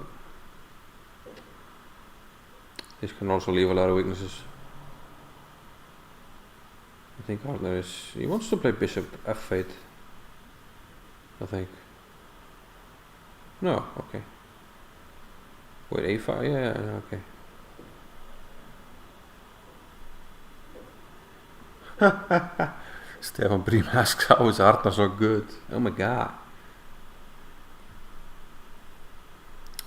He's probably using the Hans Niemann gambit. We need to thoroughly check him after the tournament. He needs to be thoroughly checked.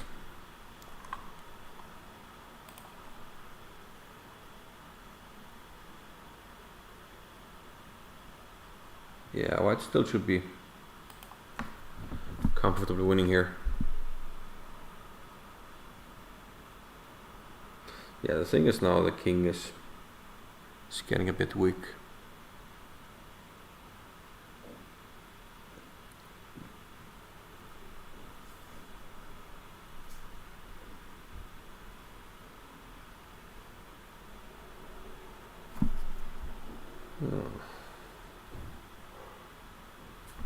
What's going on in Sinkfeld though, by the way? Haven't seen today's round.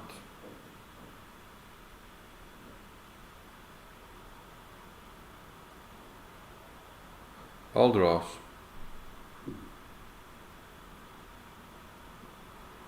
Yeah, followed isn't working for some reason. Anywho, the game goes on. Although the camera refuses to go on.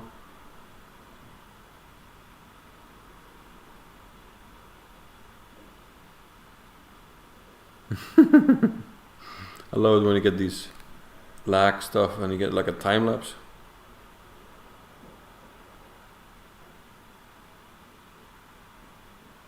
Shaq Fabi game, yeah, I'll check that out.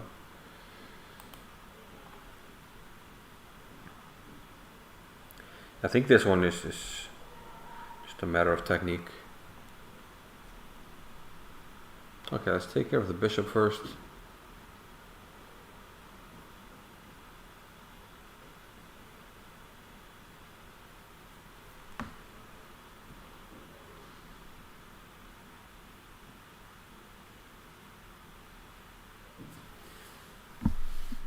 Partner needs to be slightly careful not to allow g4 and f5.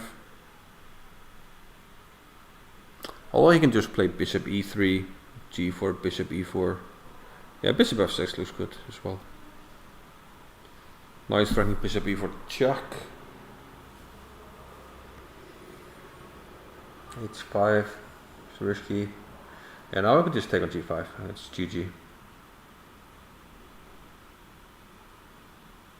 Yeah, this is even better, rook a6 and then rook h8. That should do it. Background mate coming up. Nicely done by Arnar Milutin.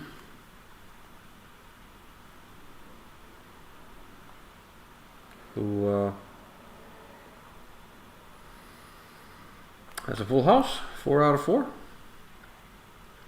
And most likely he will play against Benedict in the last round.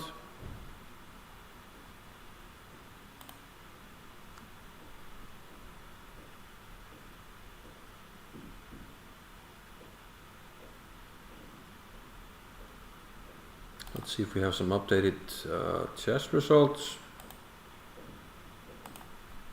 for round 4. No, we don't.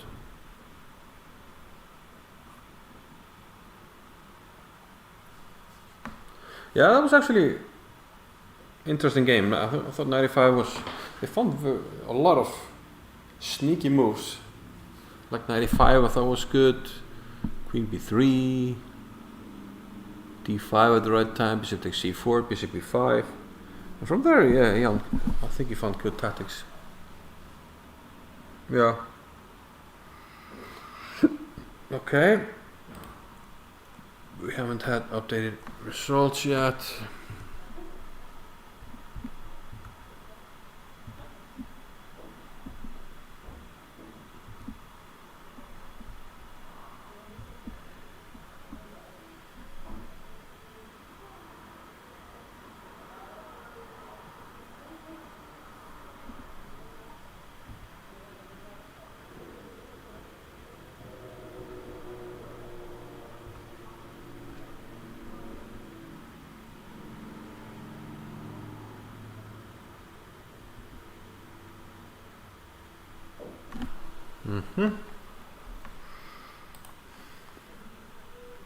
Finally updated. Arnar 1, Benedict 1, Vigner 1, Guti 1. Yeah, most of the top guys winning here. Interesting match here. Christopher against Benedict, where Benedict managed to win. Oscar with a good win. Svein Ingi has no rapid rating, but he's a strong player. He's the brother of the chairman of the Reykjavik Chess Club. Hörður beat Björgvin, yeah, classic matchup.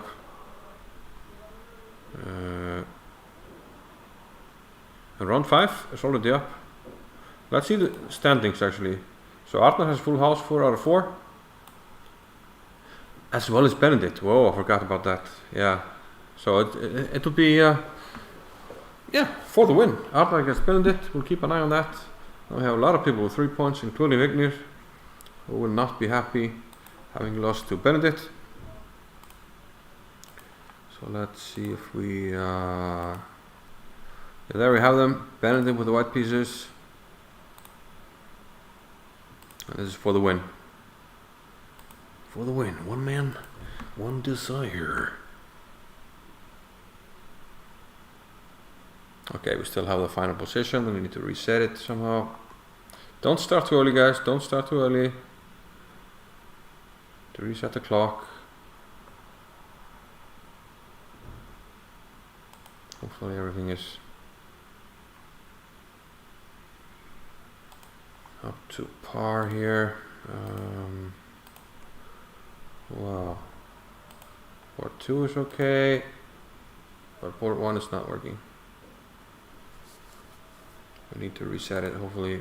Don't start, guys. Don't start. Oh no. Okay, we're not going to get the broadcast, it seems. F3. Okay, I'm going to see if I can fix it. Leave port 2 on while I do it.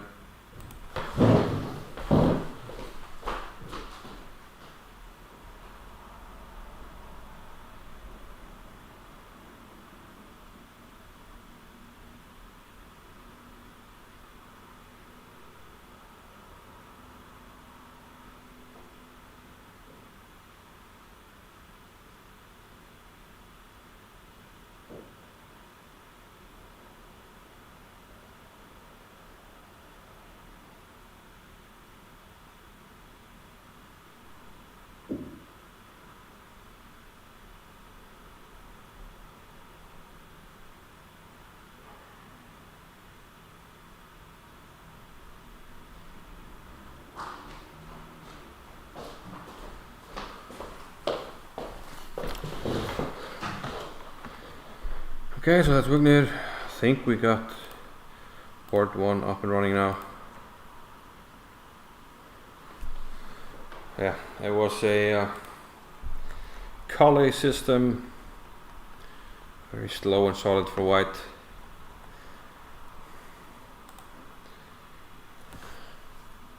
Hopefully they're not going to make some silly draw. Play for all the marbles.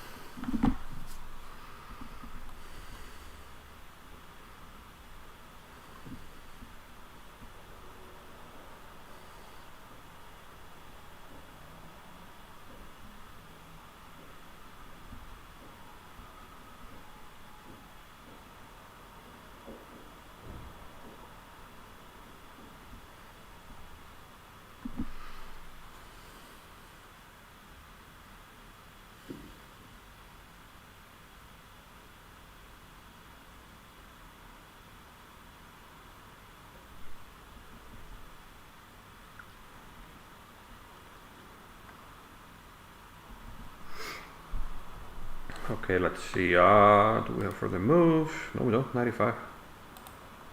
Black is thinking. He put his thinking cap on.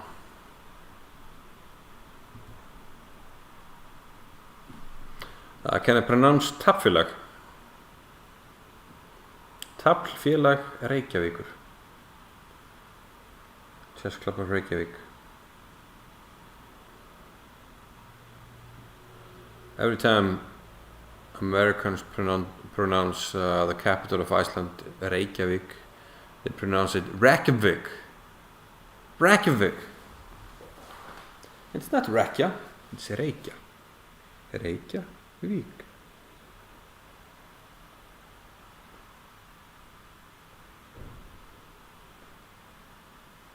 And Reykja just basically means smoke. And Vik. What's the English word for weak?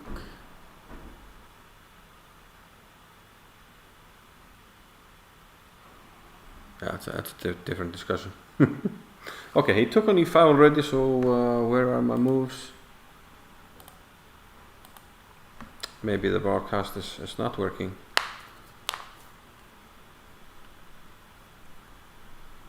Yeah, creek. Small creek. Creek.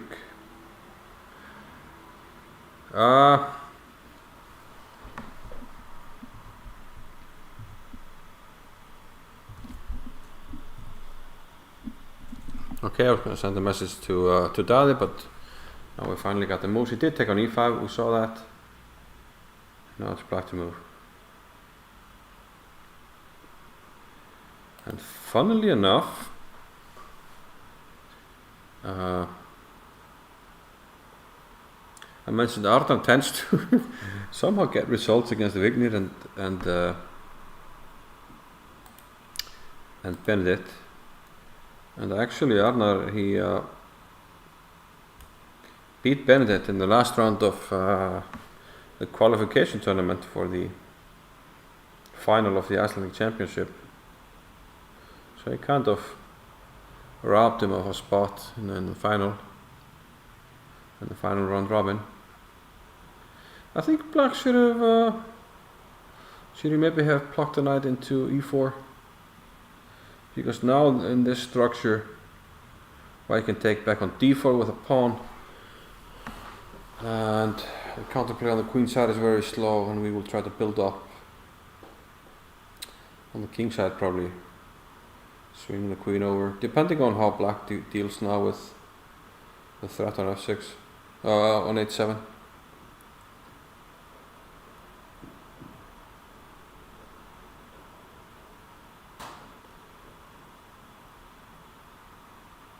Benedict now doing the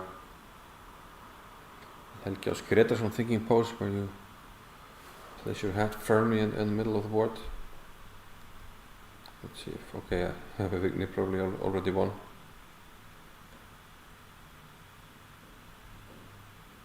Oh, is he really thinking like this, or it looks like it might be. Okay, now we have movement. 8-6. Really looking at them squares.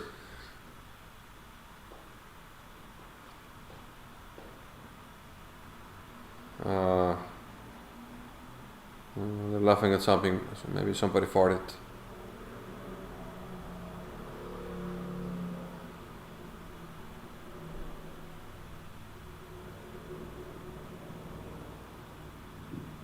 Here we see the legend, Björgvin Chris Bergson.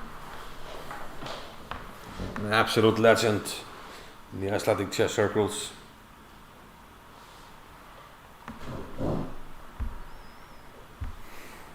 Chris Bergson.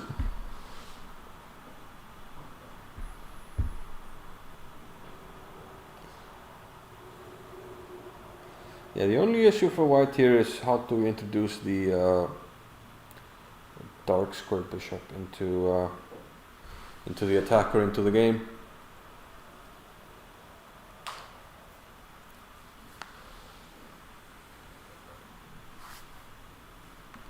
While I think about it, let's see how queen e2 was played. So I'm missing queen? How did that happen? So this is the second board game.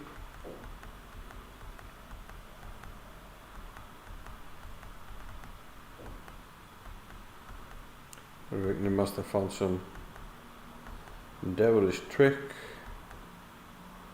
Outstown. Population 1.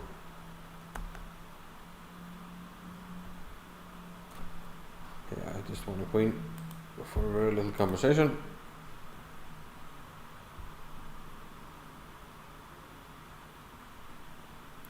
Okay, after queen e2, f5.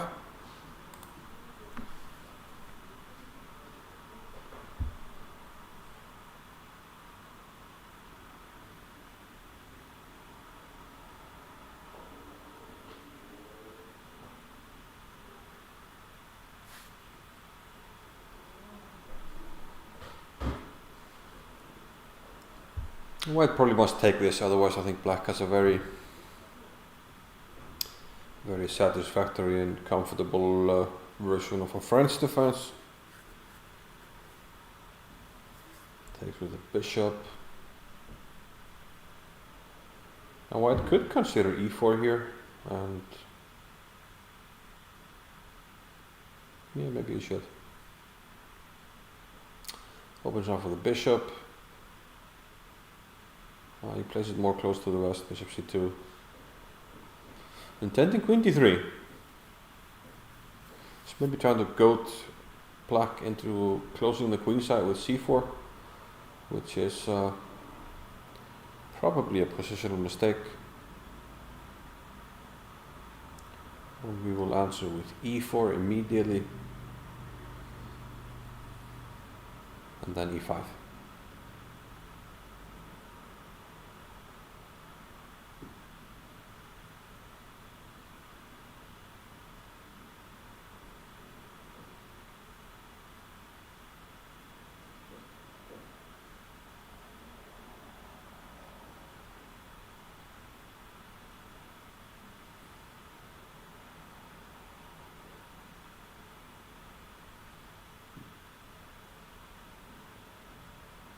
e5 by black, yeah, it's a strong move.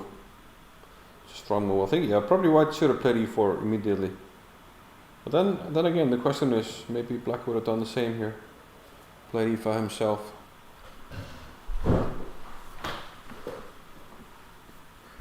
Just kind of like a London, in that he tried to play e5 with black in such a structure. But then again, the dark side bishop is still on c1, so maybe even a better version for black.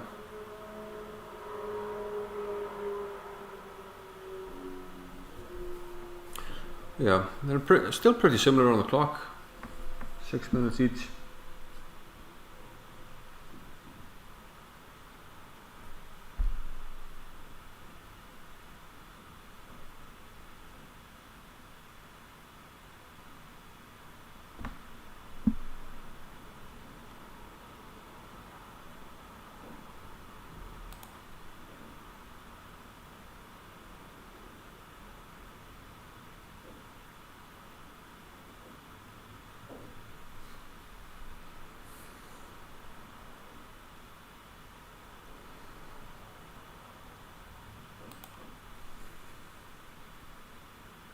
Yeah, Benedict really thinking about it now.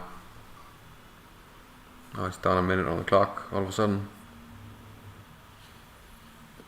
And rightly so, probably his position is a bit shit, if we're being honest.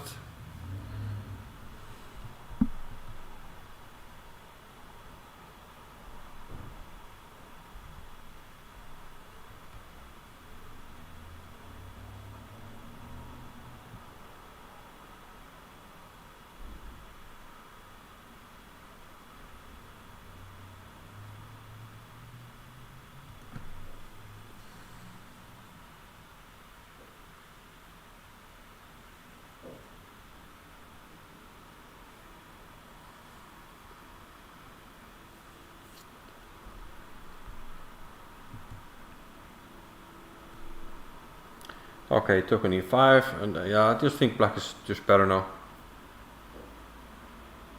It's a very solid structure. His only worry is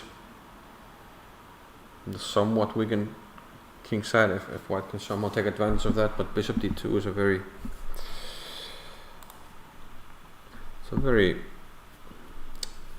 passive kind of move. Okay, I mean you are connecting the rooks at least.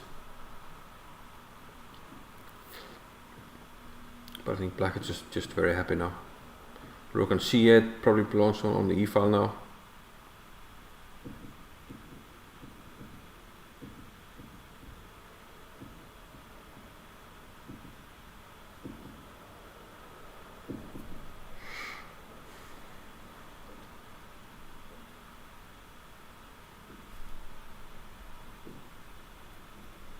Do we consider?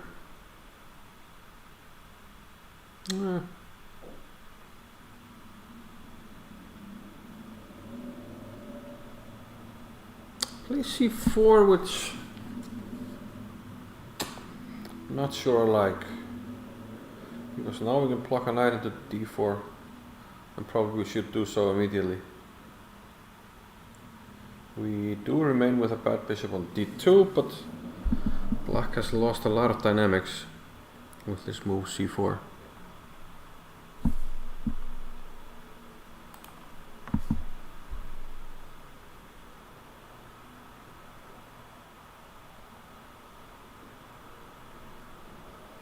And now white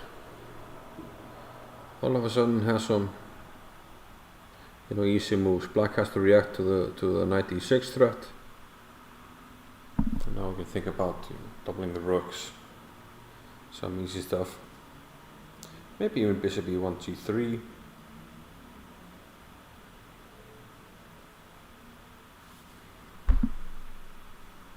Structurally, we still don't like the pawn on e3. But we do have the option of getting rid of it with e4, although that would concede the d3 square to black's knight, so maybe it's not something we want to do. Again, they seem to, when one guy is thinking, the other one seems to catch up, so they're down to 4 minutes.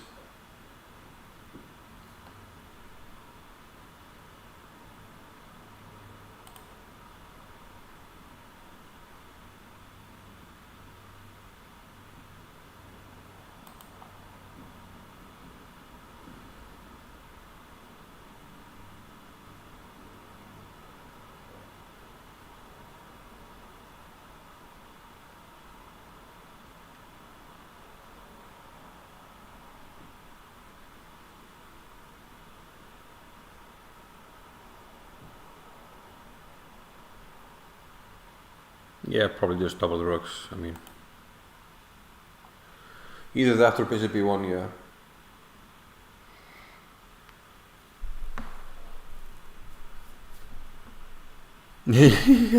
the bishop on d2.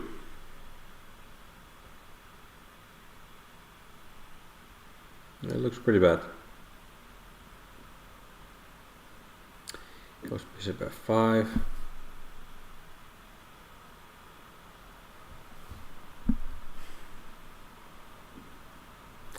Again, more of a direct approach, simply threatening knight e6, but the problem is this trade bishop c8 is actually good for black, so you don't want to trade.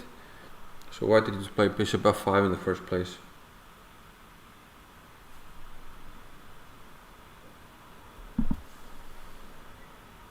And if we trade this bishop, then black sort of got rid of his bad bishop.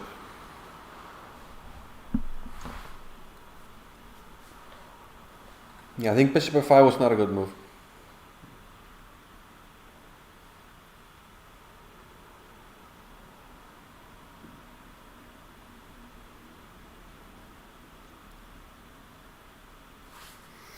Goes bishop e1 finally, but why not do it immediately? Instead of this, now black takes on f5, because why not? Stefan Brim said that both players are playing like 1500. Well, that's close to their current Ravid rating actually, so.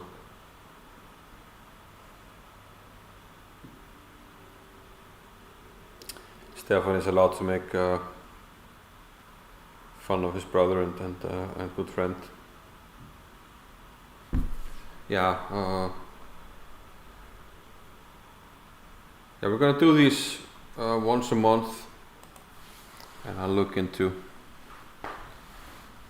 trying to find a better connection or solution for the cameras, because they keep lagging, probably because of the connection, because we used this before and it hasn't been a problem. Queen d7.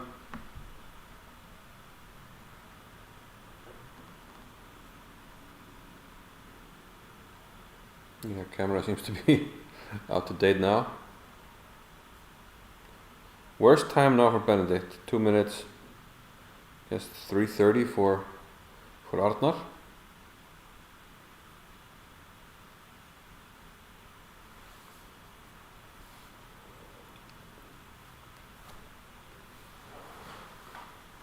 Rate 30.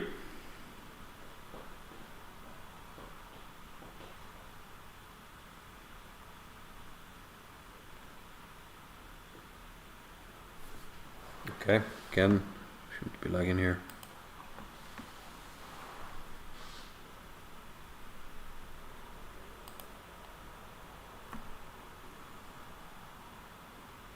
Queen f3.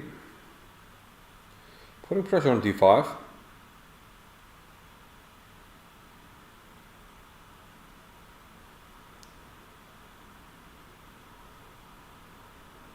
But wait, did he blunder? Did he just blunder? Bishop takes d4. f5 is hanging. If you take on f8, rook takes f8, your queen hangs. And you don't have time to take the bishop. Arnar is going to win this tournament. Well, Stefan, your brother Benedict at least is playing like a 1500. And actually, you know, some of the games I saw in this tournament, he did not play well. So I think Arnar is actually a more deserved winner. So I think we just have to be happy for him. Yeah, Queen f3 was horrible move.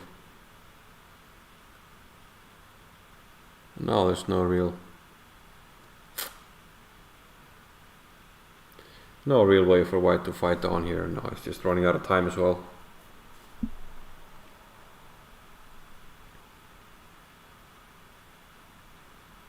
Queen takes d5.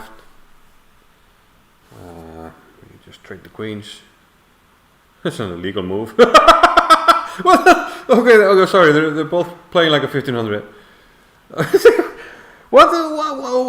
How? This is, ladies and gentlemen, the winner of the tournament is unable to recognize when he's in check.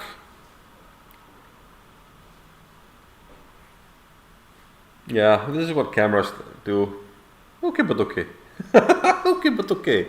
Check to king, take e3, okay. Okay, so this means that Benedict gets, I think, 2 minutes rather than 1. But Daði is setting the clock.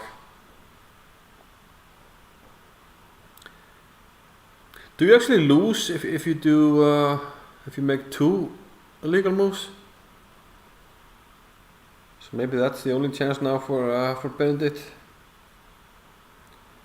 An absolute brain fart. Yeah, and they've started. I wonder if... Yeah, the clock is updating. So he was down to seconds, but... And he was lucky that...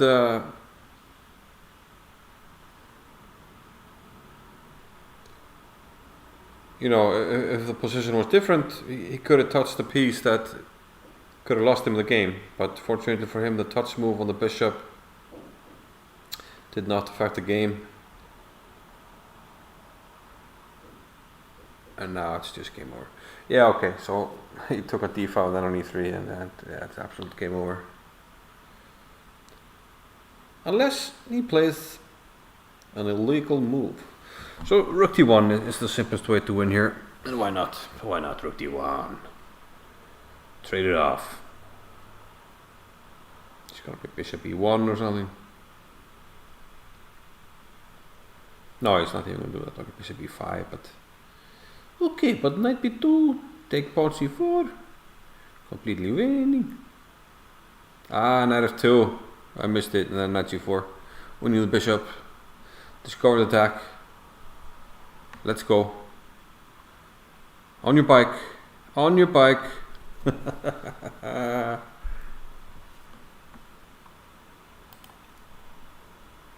Yeah, well done, Arnar. 5 out of 5. Here we see the legend again, Björgvin Krisbergsen.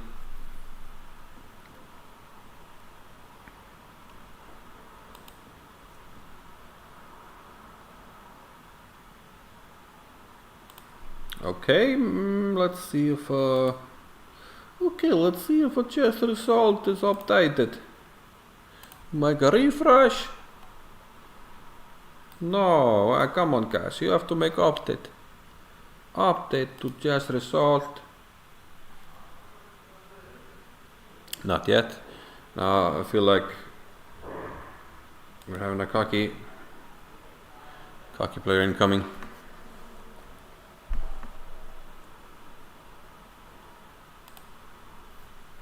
Yeah, we're just waiting for chess results to update so we can wrap this thing up.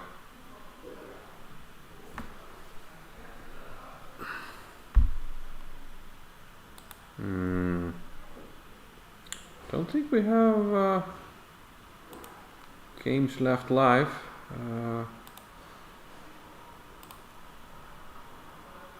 Bent and Goethe might still be playing. Christopher. Oh, this game is over. This game probably over as well, yeah. Benedict beats Goethe. Ooh, nice result for Benedict. So a lot of upsets actually in this tournament. A lot of upsets.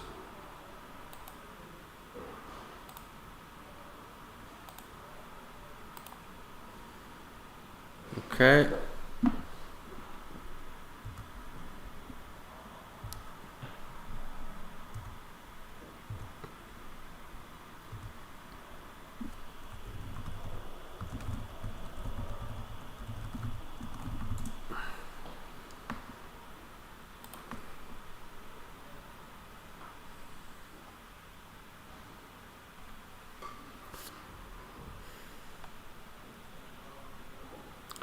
Still waiting for the chess result update, which is usually a bit faster here. We're definitely entering the scores now. That's Stade telling him to update.